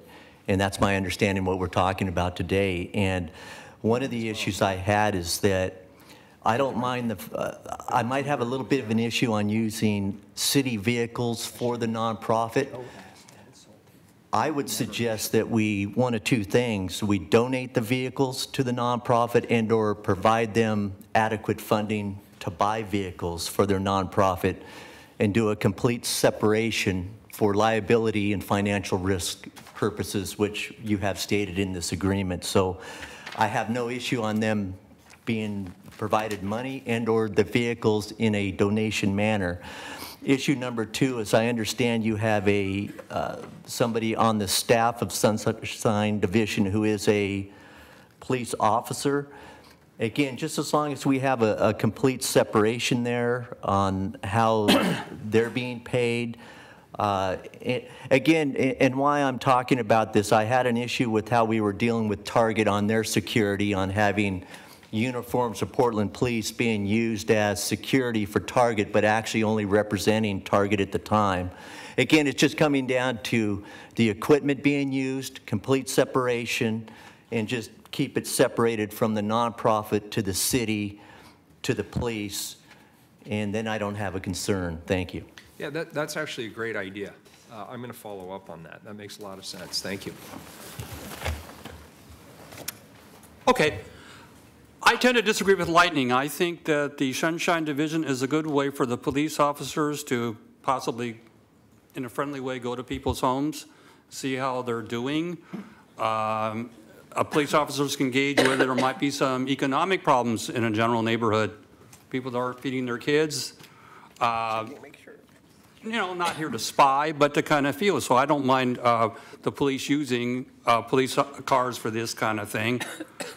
Also, I think as a veteran, it's an interesting note that if the Sunshine Division was set up in 1917, then it's possible that they were going into veterans when they were fighting the war and seeing if the money that they get from the Army or whatever, the military, is coming to their families, and they're thousands of miles away.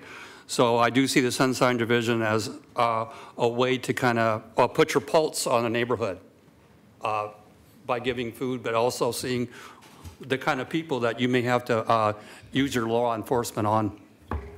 Thank you. Good morning. Good morning, Star Stoffer. It's interesting that Shedrick ended his testimony with what he just said, because that's actually my concern. The Sunshine Division, in theory, on paper, seems like a really benevolent cause. However, in a city that seems to be confused about what sanctuary means, allowing officers to use police vehicles that to many people in this city are a show of force, a threat, to perform this supposedly benevolent gesture is just not a good way to access communities at risk, access communities that have undocumented children or parents, access communities of color, marginalized community members that are houseless, people with disabilities who all see these officers as dangerous to their status, their lives, their children, their homes, everything. For them to be showing up in uniform in these cars, under what premise? How much are they being paid? What's the status as far as, are they being paid overtime? Because if these officers that are being sent out are being paid all this money, it's not really benevolent in theory or in fact. And you can't have these officers showing up in neighborhoods to take the pulse of a neighborhood to find out, do we need to send more cops to this neighborhood? That's not benevolence. That's a fishing expedition to target people. And people don't want to see these things in their neighborhoods, especially over-policed neighborhoods. So this program needs to be changed so that it is accessible for all. And that's also going back to our sanctuary status as a city, so that children who really need this program feel free and safe to access it, them and their families. Thank you. Good morning. Good morning. My name is Joe Walsh. I represent Individuals for Justice. One of the things that occurred to me while I was listening to the arguments was that last year we had dozens of people running around in their cars and their trucks delivering food, delivering emergency stuff like tents and and they were using Facebook to call for stuff that they needed, a stove, some outerwear, socks, some stuff for families. And the thought occurred to me, you have 2 warehouses full of stuff, and we have people running around delivering it. Can you get together and have the people identified somehow where the Sunshine or the police are comfortable with them, like Star? You know Star has done it. You know Mimi has done it. On that level where the police are comfortable and somebody needs something that we don't have, that they could call somebody and say, is it in the warehouse? Do you have one? A tent, something to heat, sleeping bags, blankets, those type of items. It would be a first minor, little bitty step to bring the 2 groups together. Because right now, one is here and one is there. So the Sunshine is doing good work. It's got a great reputation all throughout the United States. Bring them together. and say, okay, we need a tent. Who can we call? And that's what they do on Facebook. But there's a delay on Facebook a lot of times. And sometimes it's so specialized that we can't find it. So this is another opportunity. Just think about that for a minute. And I hope the police are hearing this. And maybe they'll think about it. Thank you. Appreciate your testimony. Any further comments, questions? Please call the roll. Hugh Daly? Thanks for the presentation. Aye. Yes, sorry. Go ahead. Fritz? Thank you for your work. Aye. Fish? Aye. Saltzman? Good work, Sunshine Division, and I definitely know how crowded your existing warehouse in North Portland is, so I'm really happy to hear about the new one in East Portland, and especially since it's near so many people that Sunshine Division serves. So keep up the good work. Aye. Wheeler? A couple of good suggestions here during testimony. I appreciate it, and I look forward to following up. And Officer, thank you for being here today, and thank you for your patience. Aye, the ordinance is adopted. Next item, please. Item 1261, authorize disposal of surplus Taser X26 electronic control weapons, holsters, cartridges, and batteries, and authorize the Portland Police Bureau to proceed with donation and/or sale of the property. So, colleagues, this is a disposition item. The Portland Police Bureau adopted the use of the Taser International CEW Model X26 back in 2005. Taser International ceased production of the X26 back in 2014. They're going to stop supporting this item, X26, at the end of the year 2019. As of 2016, the Portland Police Bureau transitioned to a newer and safer model, the X2 model, which is quickly becoming the standard. As of November 2016, the Police Bureau has 600 to 650 surplus X26 model tasers. About 60 to 70% of them are in usable condition and suitable for continued use. And what that means is they're clean, they're fully functioning, and they are undamaged. After transitioning to the new X2 model, several Oregon law enforcement agencies expressed interest in our surplus X26 models. Here to discuss more about transitioning the old tasers are Captain Bob Day and Officer Eric Daniels of the Portland Police Bureau. Thank you, gentlemen, for being here. Thank you, Mayor. That's very succinct. Covers really what we're here to discuss. I'm Captain Bob Day with the Portland Police Bureau Training Division. This is Officer Eric Daniels. He's our lead in this program. So, in summary, to go with the mayor's comments, we really are faced with this additional surplus of merchandise, and we have three choices. We can just have them destroyed out at the property room, of which we probably have already done so with about 150 to 200 because they were inoperable, non-functioning. Another option would be to sell them, but there is a private vendor that does that. We're not comfortable selling to a private vendor because once we release it to the private vendor, we don't know what's going to happen to it next. And so there is also some challenges there in the sense that just because they say they give us, for example, $200 a taser, and we've got 500 tasers, it doesn't mean that that's an automatic $100,000, and they may say, well, we'll take 50 of them, or we'll take 20 of them. We don't know exactly, but that is an option the council needs to be aware of, that there is an opportunity there. But I do not support that at this time. The final one is to engage with our law enforcement partners around the state.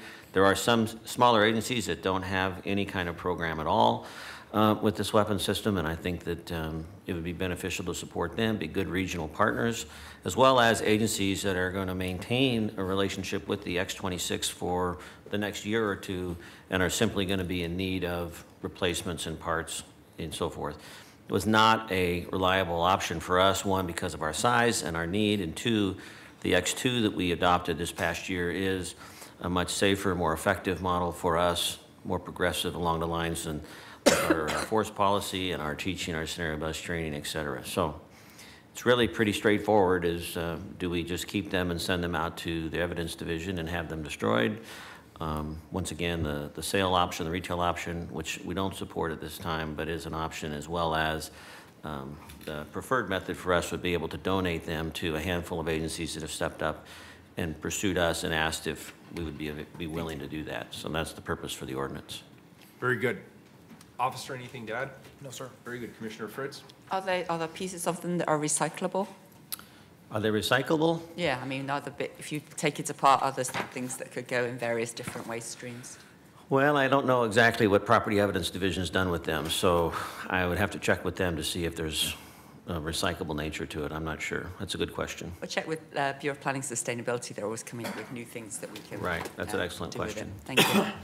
Commissioner Udaly? Yeah, so if these tasers are unsupported, what use or interest do other law enforcement agencies have in using them?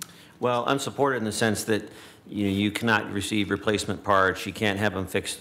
For years we would, if a taser broke, we have an agreement. We'd send it back. They'd fix it, replace it, et cetera. We could get holsters, cartridges, and so forth.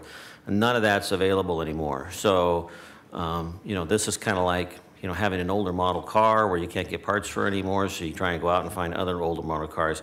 Smaller agencies, which only have a fixed number of, tasers, maybe 8 to 10 to 12, it's in their benefit to have 5 or 6 or 8 or 10 on the shelf so that they can either replace immediately or use parts interchangeably. So that's what we talk, when we say not supported, holistically the program's not supported, and they know that, so that's why they're approaching us saying, hey, can we have what you have left over?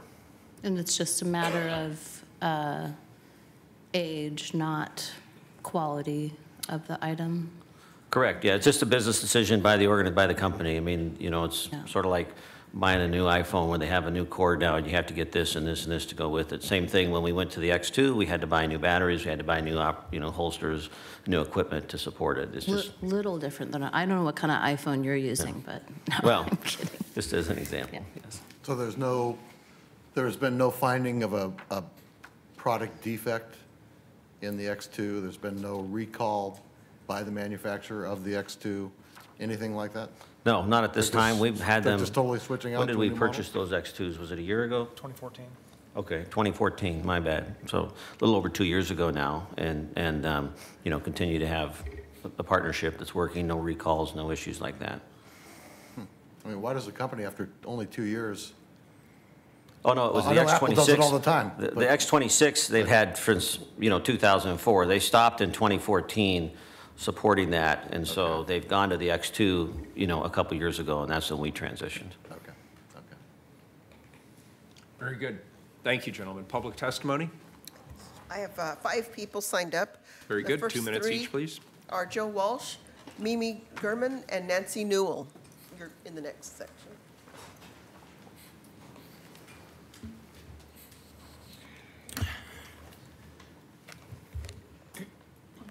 Good morning. For the record, my name is Joe Walsh. I represent Individuals for Justice. No, no, no, no, no, no, no. You've all seen the programs on TV where they get all these guns. The cops confiscate all these guns, and they pile up, and then they destroy them. And one would ask, why would they do that? That's really valuable stuff. I mean, each of those guns runs a couple $100. And they destroyed thousands of them. The reason that I was given was they don't want them on the streets. They want them destroyed.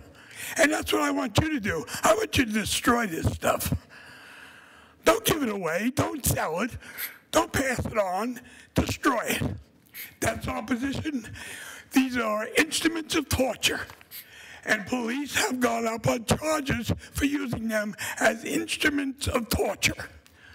So we're saying to you, burn them, crush them, put them in some place where nobody will ever even know what they were. Because it's our shame that we had them. Thank you. Good morning. Hi, my name's Mimi Gurman, and I'd like to say that it's a shame that today's agenda list was so long. I have a feeling that we were backed up because Chloe decided to go out for coffee 2 weeks ago, and this is an issue. I'm a citizen in the city, and I am self-employed, and I decided that in order to testify against this, I had to wait this long because Chloe Udaly decided to play hooky a few weeks ago. But getting to this subject, I agree with Joe. All of these tasers and everything else, the entire list should be destroyed. And I also am really upset that questions that are being asked today weren't asked when the cops came for more money, for more bullets, and more gear. These are the questions that need to be asked. Why do you need that? What did you do with the other ammunition that you had? How much is left? Let's do an audit on what you have, which is why you're asking for money, so that we can actually be sure that we should be giving you money for the things that you're asking. And today we have this issue where they have gear that still, even though it might be a little bit outdated, still works. And yet they've been given all new, more money for new gear. Destroy this. It should not be passed on to anybody. It's dangerous. Can we just be done with this? Let's ask questions in the future before we get to this place again. Thank you. Good morning. Good morning. My name is Nancy Newell. My right to speak today for 3 minutes was removed from me without my knowledge. I had signed up 2 months ago. I had to wait 2 months to testify on the Columbia Generating Station. I'm here to protest that right now. It was never indicated to me I had to sign any sheet or had to have documented from the auditor's office that I had signed up. I don't know what's happening to this council and this handling of public affairs, but public citizens are being shut out. And we're in the middle of a nuclear power crisis with a plant that's melting down. And in December, that's what's going to happen with freezing weather, because here's the chart last year. And there was no reports on it for 5 months by 28 public utility owners. That's a form of a taser. With us getting cancer, the record numbers in women breast cancer, and I want to put that on the record because you're not paying attention to critical safety issues as commissioners of this city. Nor did you pay any attention to Enron, and I was confused of being unknowledgeable and not knowing what I was talking about with that corrupt corporation, and you allowed them into this city, this commission that's supposed to represent the people. So today I'm going to put that on record, and I'm going to say with these guns, how dare you? How dare the police department have that choice? With the Trump administration, we don't know where these are going. We paid for it. Do you think that's not on our conscience? Do you think we want to live in a city that would make that kind of choice? When we've got all the recycling techniques you could possibly have, we are honored throughout the world practically in our efforts to try to recover and use the best ways for any of these materials that are getting rarer and rarer. And we're going to give away to unknowns through the police department? Who gave them that authority? You're the police commissioner. You should never allow that to happen. And there are smart ways to do this. And for some reason, this city goes down the path, wastes everybody's time. I've been here for hours just to get this public testimony in. Why does it continue? Why does this happen? Why don't you listen to the people that are making sense? It doesn't make any sense to me. Thank you. Is there any further public testimony on this side? Oh, I'm sorry, Star. Star and Shedrick. Coming up, sir. Thank you. Good morning again, or rather afternoon at this point. Star Stoffer, destroy these things. First of all, I'm not really sure why the police felt that they needed to upgrade to a new, smarter model of taser. I'm not even sure why any of you are comfortable with them carrying tasers, considering they disproportionately overuse them on people with mental illnesses to the point at times resulting in the death of the person. And then when it comes to children of color, like Quanah Hayes, they're not even used. They just go right for their guns. So it seems like either they don't know how to use them, overuse them, or just flat out disregard them to the cost of $1.8 million now to the taxpayer and people's lives, literally. These tasers do not need to be given to any other city agencies. We don't need to be giving these tasers to people with DPSST certifications so that we can have more cronies for the police in parking garages and retail stores armed with these weapons that have been used to kill people, that can be fatal, have been fatal. And not only that, after 5 years shelf life, can't even be proven to be effective when used in stun mode or firing mode, which is the justification that the police are using to want to upgrade. Not only that, because of the way that the firing happens, with the way that they can deliver the waiting period in the taser, this new taser allows them to fire without having to reload the way that they would have to with the X26. They're just upgrading for a newer, smarter, more fun toy, a tool of torture so that they can control people with mental illnesses, rather than actually taking trainings to talk to these people, communicate with them, and bring them down to a level of calm while they're, make them feel safe. Communicate with them. Instead, they tase them and torture them, sometimes to death. And I'm just wondering, at what point is it going to stop? $1.8 million for tasers, $4 million for practice bullets. I mean, what's next? Honestly, wake up. Thank you. Good morning. Good morning. My name is Lightning. I represent Lightning Super Watchdog X. City of Portland, a weapons dealer. Not going to happen. Not going to happen. So that's plain and simple. We're not going to be a weapons dealer. It's not going to happen. Now, the X26 has had some problems on the trigger. It's been stated numerous times that it has a touchy trigger that allows more time to go without really them thinking it's happening. With that in mind, that is a malfunction of TASER. And my recommendation, again, do not become a weapons dealer at any cost. And the reason is, if something does malfunction and you do happen to allow that to be donated to someone else and they do get hurt, there's no agreement that you can remove your liability at that point. No agreement in the world that you could have them sign. Do not become a weapons dealer at any cost where you're delivering that to someone else and a malfunction can happen. You are the weapons dealer at that time. Do not put yourself in that position. Go back to TASER, explain the malfunction that have happened, and ask them to give you a credit for a certain amount of dollars for the malfunctions that have taken place in the past, and that's why you've upgraded to this new model. Do not become a weapons dealer. I'm sure that TASER will take good care of you when you take those back to them, and they are weapons dealers, and they can accept the liability. Thank you. Thank you. Good morning. Yes, on this one, I do not believe in tasing people at all. I think it's a form of public electroshock therapy, like the police are running their own little mental hospital. It should not be done. I do believe this is a healthy suggestion, that I was bitten by a dog one time that ran out and bit me, and if I had a taser, I would have shopped him. I mean, I'm just telling you. Again, when you, I would hate to say that people would say you can shock, you can't shock a dog, but you can shock a person.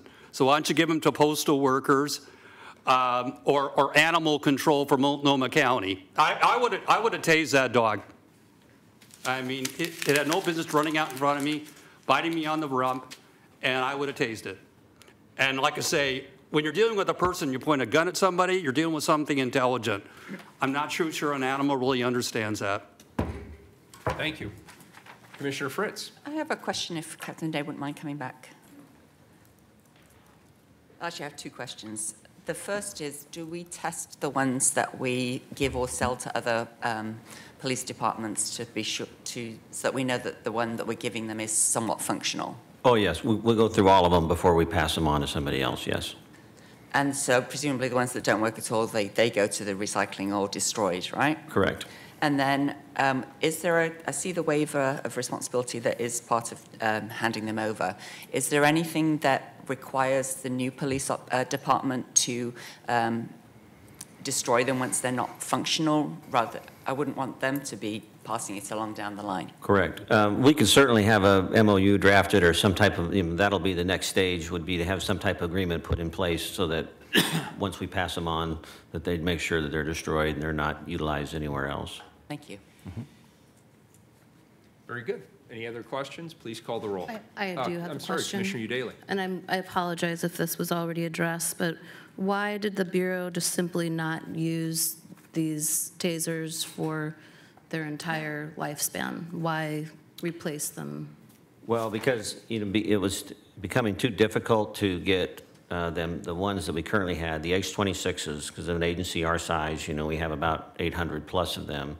So as they began to break down, it became more difficult to get parts and more difficult to get service from TASER on those. So we just recognized, number one, that there's a business side that we can't keep up with because we couldn't get things replaced. So now we had officers who didn't have the system. Second of all, though, going to the X2 in 2014, there's been a few comments made in regards to that. That's actually allowed us to have more control over the application. For example, these new X2s have a battery on them that shuts off after 5 seconds. We've always required an evaluation at 5 seconds, but this mandates it because the taser actually shuts off at 5 seconds and forces the officer to reevaluate and reassess. It's one of the advantages. One of the other things that one of the people who spoke commented on, yes, it does carry 2 cartridges so that there is not the need to manually reload, but it's also limited to 2 cartridges where previously we were carrying 3 cartridges. So, you know, we believe that also requires a more thoughtful response, utilization of the resource. So this is just a more efficient model. It's a safer model, more effective, and that's why we went there. Thank you. Any further questions? Please call the roll. Udaly. So I'm not comfortable or in support of the use of tasers in general. There's no way for an officer to look at an individual and assess whether they have one of many health risks that could put them in danger of serious injury or death. I think that these tasers should be used until they're not usable, and then they should be recycled. So I can't support reselling them to other agencies. I vote no. I move to remove the emergency clause. Second? We have a motion and a second to remove the emergency clause. Further discussion? Call the roll on the amendment. Udaly. Aye. Fritz. Aye. Fish. Aye. Saltzman. Aye. Wheeler. Aye. The amendment passes. This becomes a first reading of a non-emergency ordinance. It moves to second reading. Next item, please. Item 1262, accept bid of Moore Excavation, Inc. for the Slabtown Sewer Replacement Project for $8,423,219. Commissioner Fish. Can we read this along with 1263? Please call 1263 as well. Accept bid of Landis and Landis Construction, LLC, for the Concordia Sewer Rehabilitation Project for $4,876,431. Commissioner Fish. Welcome Scott Gibson from the Bureau of Environmental Services and Larry Palat, Interim Chief Procurement Officer, who are going to present us with 2 bids for our consideration. Scott, take it away. I'm going to turn this over to Larry, and I'm here for questions. Thank you. Good morning, Commissioners. I'm Larry Palat, Interim Chief Procurement Officer. I know we're running a little behind. I'll go to the short version. For item 1262 is a bid from Morgue Excavation for the Slabtown Sewer Replacement, $8,423,219. I'm going to skip the middle verbiage here. It is 4.83% under the engineer's estimate. We had identified the traditional 20% goal. There's a total of $806,000 or 9.5% DMWSB participation, apportioned as follows. DBE 5 firms at $750,000 doing trucking, saw cutting, and traffic control. WBE 2 firms, $31,000 doing CCTV and potholing, and ESB 1 firm at $29,000 doing rodent control. Moore Excavation is located in Fairview, Oregon. They are not a state-certified DMW ESB contractor. They are in compliance with all City of Portland contracting requirements. The funds are available in the cost center E1063.C60. The council has any questions relative to the bidding process, I can answer those, or obviously there are BES personnel, and I believe Gary Stevens from Moore Excavation is in the audience if needed. Any questions, colleagues? I have one. I know that we do see Moore Excavation quite a lot, and I appreciate you being here again. The next time you come with one from their company, I'd like to see what their usage of disadvantaged emerging small businesses and women and minority businesses is over time. Because I understand that they are doing a lot of their own work. I'm also interested in how well they're bringing people of color and women into their business. And then over time, I would hope that as they continue with their diligence and as you continue with theirs, to work with them, that there will be more participation to get to our goals. Commissioner, would you like that as a report delivered to you specifically, or would you prefer that as a general report in the council? I think everybody would probably, and as I say, not specifically for this one. But Right, no, for just a chronological history the kind next of time. thing. Sure. And indeed, this is the one that sticks in my mind because I do appreciate you coming every single time. That's very, very helpful. There are other firms that get a lot of contracts from the city, and I think that would really help me to see, are we making any progress over time? Okay, I can do that. Thank you. Thank you. Madam President, why don't we also go to 1263? It's another bid report. Let's put that in the record, see if there's any testimony on either or both.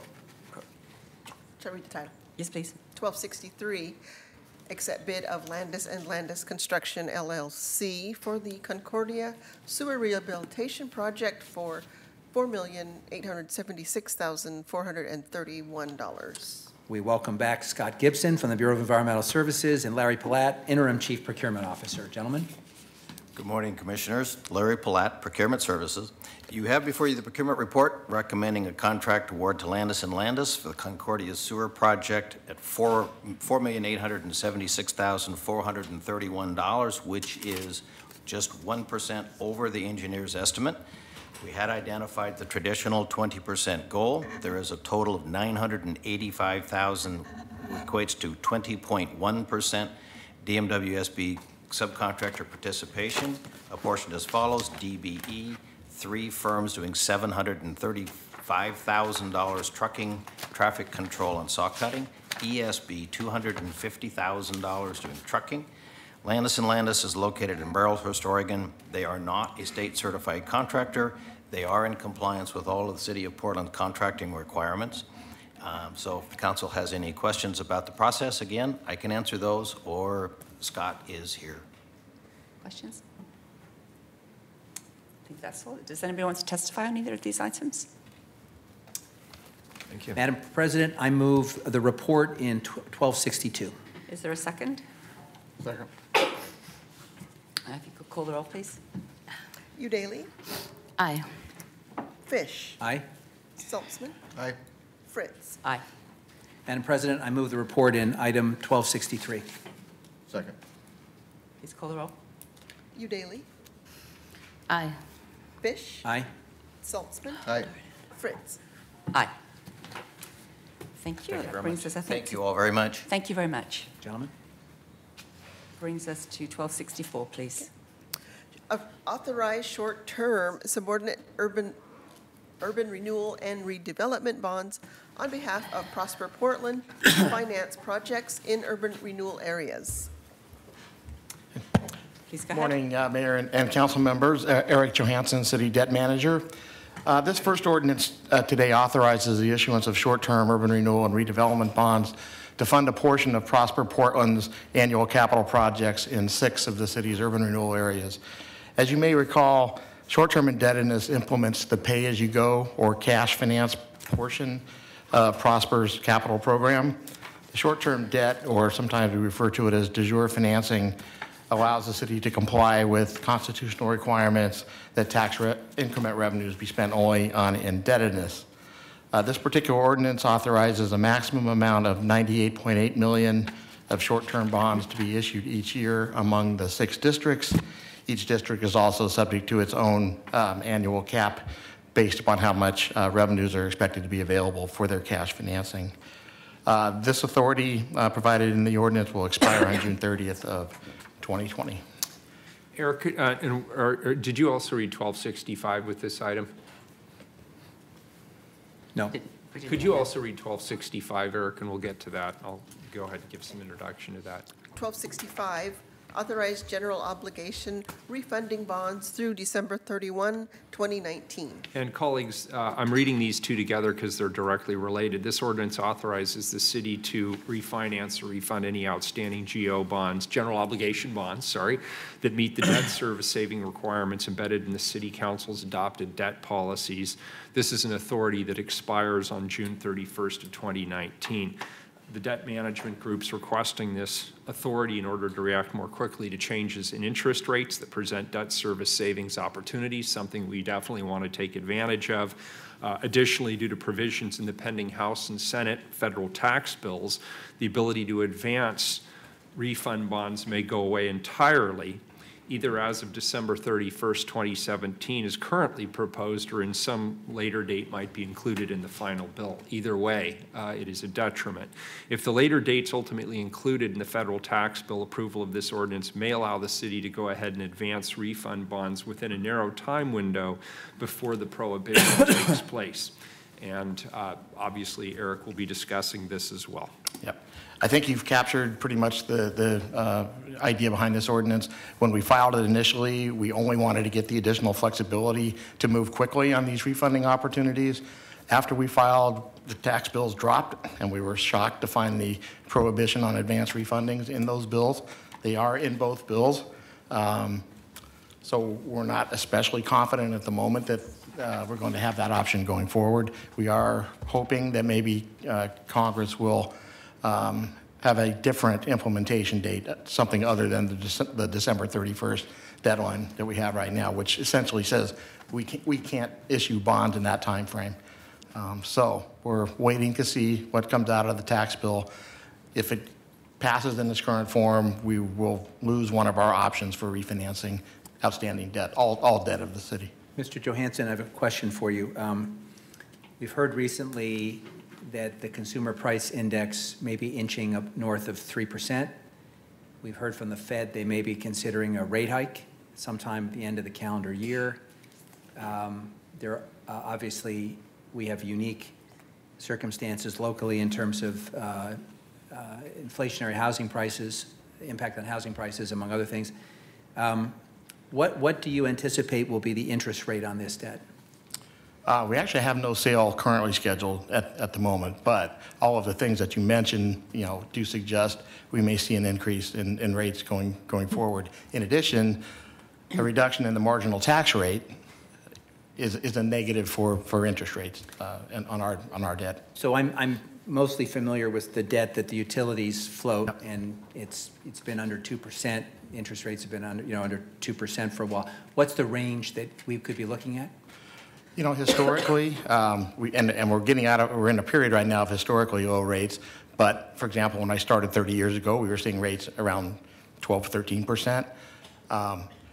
When we are telling our bureaus to forecast for, say, a 5-year horizon, we've usually advised something around 5% as an estimate of tax-exempt rates. And that rate has been very conservative given what's actually gone on in the market. Very conservative. In Yes. fact, it's the reason why there's a big delta between the 5-year forecast and the numbers that we plug in and the actual rates that the utilities adopt. One of the big factors is we forecast 5 or 6% on the interest, and it comes in at 1 to 2%. But are we on the verge of getting out of this sweet spot, in your opinion, in terms of favorable interest rates? I think the things on the horizon suggest that may very well be the case. A lot of things that come out of this tax bill, marginal tax rate reductions, mean that the value of tax exemption is less than it has been historically. So that alone should be something that moves rates upward. Thank you. I have a question. Does our government relations team and our lobbyist in Washington know about this concern? Absolutely. And our entire delegation does too? Yes, Thank very you. much. One member of the delegation is an enthusiastic supporter of these changes, so we have a bit of a quandary. Yeah, and I have actually reached out to our delegation, and the U.S. Conference of Mayors is very aggressively pursuing this. I'm also reaching out to that individual in our delegation who's on the other side of this to hopefully persuade that individual that this is actually a good thing for all municipalities, regardless of political stripe. Any public testimony on either of these items? No one signed up on either. Please call the roll on item 1264. Udaly? Aye. Fritz? Aye. Fish? Aye. Saltzman? Aye. Wheeler? Aye, the ordinance is adopted. Please call the roll on 1265. Udaly? Aye. Fritz? Aye. Fish? Aye. Saltzman? Aye. Wheeler? Aye. Please call item 1269. 1269? 1269. We're going to jump through 66? We're going to get the 2 second readings out of the way, 1269. 1269, amend public improvements code sections on penalty for violation, permits required, and permit revocation terms in support of the Bureau of Transportation right-of-way use enforcement program. This is a second reading. It's already been presented. There's already been testimony. Please call the roll. Udaly? Aye. Fritz? Aye. Fish? Aye. Saltzman? Aye. Wheeler? Aye. The ordinance is adopted. Please call 1270. Accept a grant in the amount of $103,471 and authorize an agreement with the Mount Hood Cable Regulatory Commission to increase network capabilities for fire stations. This is also a second reading. Please call the roll. Udaly? Aye. Fritz? Aye. Fish? Aye. Saltzman? Aye. Wheeler? Aye. The ordinance is adopted. Please call item 1266. Amend Joint Office of Homeless Services intergovernmental agreement with Multnomah County to provide revised fiscal year 2017-18 budget allocation to the Joint Office of Homeless Services. Colleagues, in brief, this action approves the funding the City Council has already approved in the budget during the fall and the fall bump for the Joint Office of Homeless Services. It realigns the federal funding allocation and it incorporates the funding passed by the council in the fall bump. Kurt's here to answer any questions you have about this. Thank you, Mayor, members of council. I'll be very brief. Kurt Krieger, Housing Director. There is a variance that I want to note. It's positive variance between what was adopted in the budget and what is now being finalized. And as mentioned or inferred by the mayor, the $650,000 add in the fall bump is now reflected here. And because we had to project awards for the Federal Housing for People with AIDS and the Emergency Solutions Grant, we now have final project numbers, and the federal funding actually went up a couple $100,000. Very good. Any questions? Is there any public testimony on this item? Please call the I roll. believe they left. Good. Call the roll. Udaly? Aye. Fritz? Aye. Fish? Aye. Saltzman? Aye. Wheeler? Aye, the IGA is approved. Call item 1268, please. Authorize the Bureau of Transportation to acquire certain permanent and temporary rights necessary for construction of the St. John's Truck Strategy Phase 2 project through the exercise of the city's eminent domain authority. Very good. We have a representative of the Bureau of Transportation. Good morning. Good morning, Mayor, Commissioners. My name is Marty Maloney with PBOT Right-of-Way. Agenda item 1268 is to authorize eminent domain authority as well as to give the city the ability to offer just compensation for needed permanent and temporary property rights associated with the St. John's Truck Strategy Phase 2 project. The property rights in question are needed for construction of traffic calming features, pedestrian crossing improvements, sidewalk infill, bicycle safety improvements along the project parameters. And the project will also realign certain intersections for safer turning movements. Would also like to add that all affected property owners have been informed about the city's need for permanent and temporary property rights and were invited to attend the reading of this agenda item. If you have any other Commissioner questions. Fritz. So I noticed in Exhibit A that almost every one of these is temporary construction easement, but there is the one permanent right-of-way dedication. Could you talk a bit more about that, please? Yes. So the permanent acquisition is actually needed for to align the right-of-way. It actually juts out into about 10 feet past all the other property owners' property lines. So by we basically need to acquire that to have the sidewalk that would be, I apologize, the separated sidewalk feature. And are you the property owners at the back? You are the property owner, great. So I'll hold my questions and listen to your testimony. Thank you. Very good. Any further questions? We'll take public testimony. Stephanie Hayes. Come on up. Thank you for your patience today. We appreciate it.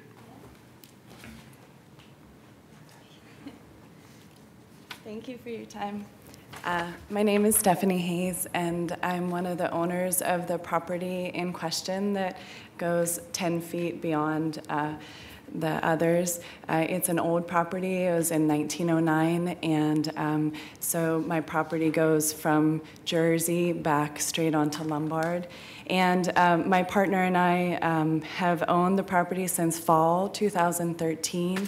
And this is we found out this weekend through certified mail about the possibility of this acquisition, and this was the first time of us being informed of this.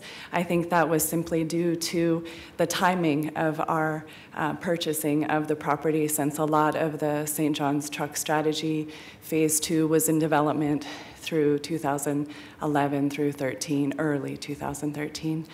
I've tried to bring myself up to speed on the St. John's Truck Strategy Phase 2 in these past few days, and over these past 4 years, my wife and I and our 2 kids have put a lot of love and hundreds of hours of work and thousands of dollars of into our backyard.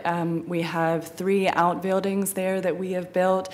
There is a garden shed, a chicken coop, and a big playhouse for our daughters. We also replaced and extended the fence along Lombard and completed the mature tree border between our property and Lombard, with the goal to minimize noise and pollution from Lombard. In reviewing the proposals, and I realize there's a design for north of Reno, which is just north of our property, because there are some other properties that face Lombard and go directly to the street, and there is a wide right-of-way on Lombard. In my readings of it, it's about 60 feet, and in that area, there's the ability to go inward from the curb to create a sidewalk.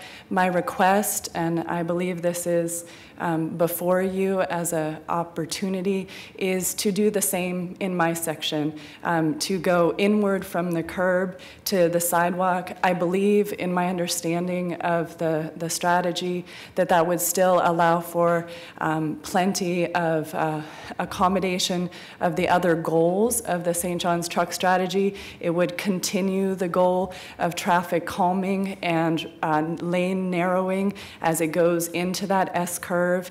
I'm told that the possible loss would be on parking on my side. In my reading of the largeness of the right-of-way, I'm not certain that would happen because there will not be a bike lane in my section, but even if that were to be lost, I do not find that as a loss. There are no houses that face Lombard from my section except one on the corner of Reno, and we have had some issues with a lot of abandoned vehicles being in that area, not used commonly for parking by the locals because it is such a busy street. So my hope is that the committee would consider the opportunity to go inward from the street for a sidewalk rather than the expense and the detriment to my family of having to acquire our property for that purpose. Thank you for your time. Well, given that you just found out about this over the weekend, Yes. Colleagues, I notice it's not an emergency ordinance. Certainly when we're taking people's properties, that's a hugely important thing. So I'm wondering if staff could meet with you on the site and have a discussion before we vote on it? That is planned. At least we're able to meet on this Friday with the, I believe it's the director of the project and potentially the project designer. Great. So if you could do that and then send us all a written comment as to whether you're okay with it or not, I'd Okay. really appreciate that. All right. You could send it to Carla and she would We're get not it to voting today anyway, so Sounds I'm good. glad Yeah. that you've arranged for this to By the happen. way, I think it's also worth noting, colleagues, that however this comes out, you came to us today and said you just got a notice, you did a crash course, and you made one of the more cogent and thoughtful presentations on an issue. I mean, we're not the ones who currently can resolve this because staff has to look at it. And I know you have a million other things. You said you have kids, so I just can imagine. But I want to compliment you on your preparation, because you've come in at the 11th hour and given us something to look at that's important. And you've done it in a very thoughtful way, and so I just want to note that.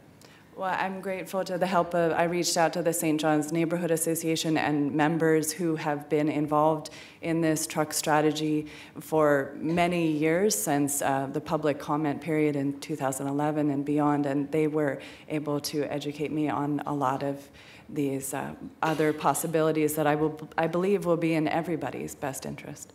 So perhaps now, since we're not voting today, Yeah. I know for myself that if we move it over to second reading next week, if you were to say that you're not satisfied and would like some more amendments, I would certainly hope that we would entertain those next week. Okay. Would that be all right with you? Yes, thank you. Thank you. Very good. Commissioner Daly. I have a question for staff. Thank you for your testimony. Thank you. We appreciate your being here, and thanks again for your patience. Come on up, Marty. Hi. Could you tell me which exhibit specifically refers? A20, okay, sorry, I didn't go far enough. And will this bring traffic closer to the property owner's backyard? It actually, no, it would, basically we would be completing sidewalks in front of the property. So the roadway wouldn't be getting closer, it'd actually be getting a little further away. And, you know, whatever's discussed with the property owner, it would be helpful for me to have a visual of what she's proposing versus what we're proposing, because I'm not tracking the 10 feet from the sidewalk Definitely, yeah. proposition. And this is something, since Stephanie had brought this up, the project team has talked about a couple maybe potential alternatives. We don't have everybody on board yet, so we're still trying to figure out some potential alternatives. But like Stephanie had said, there would be loss of on-street parking if we were to bring the curb out and put the sidewalk farther out into the right-of-way. But that's something that we're looking into. Can I ask you something? I'm sorry, I'm not done. Of course, eminent domain are not friendly sounding words that I think any of us feel particularly comfortable with, but in the event that that did happen, how is the property value determined? So in this case, we would have an MAI appraiser come out and actually value the property along with the improvements that are affected as well. The property owner would also get relocation benefits for the outbuildings that she was brought up as well. So, And the fence? Yeah, and the fence, arborvitae, that stuff would be valued in the appraisal. So they would be compensated for it. Okay, thank you.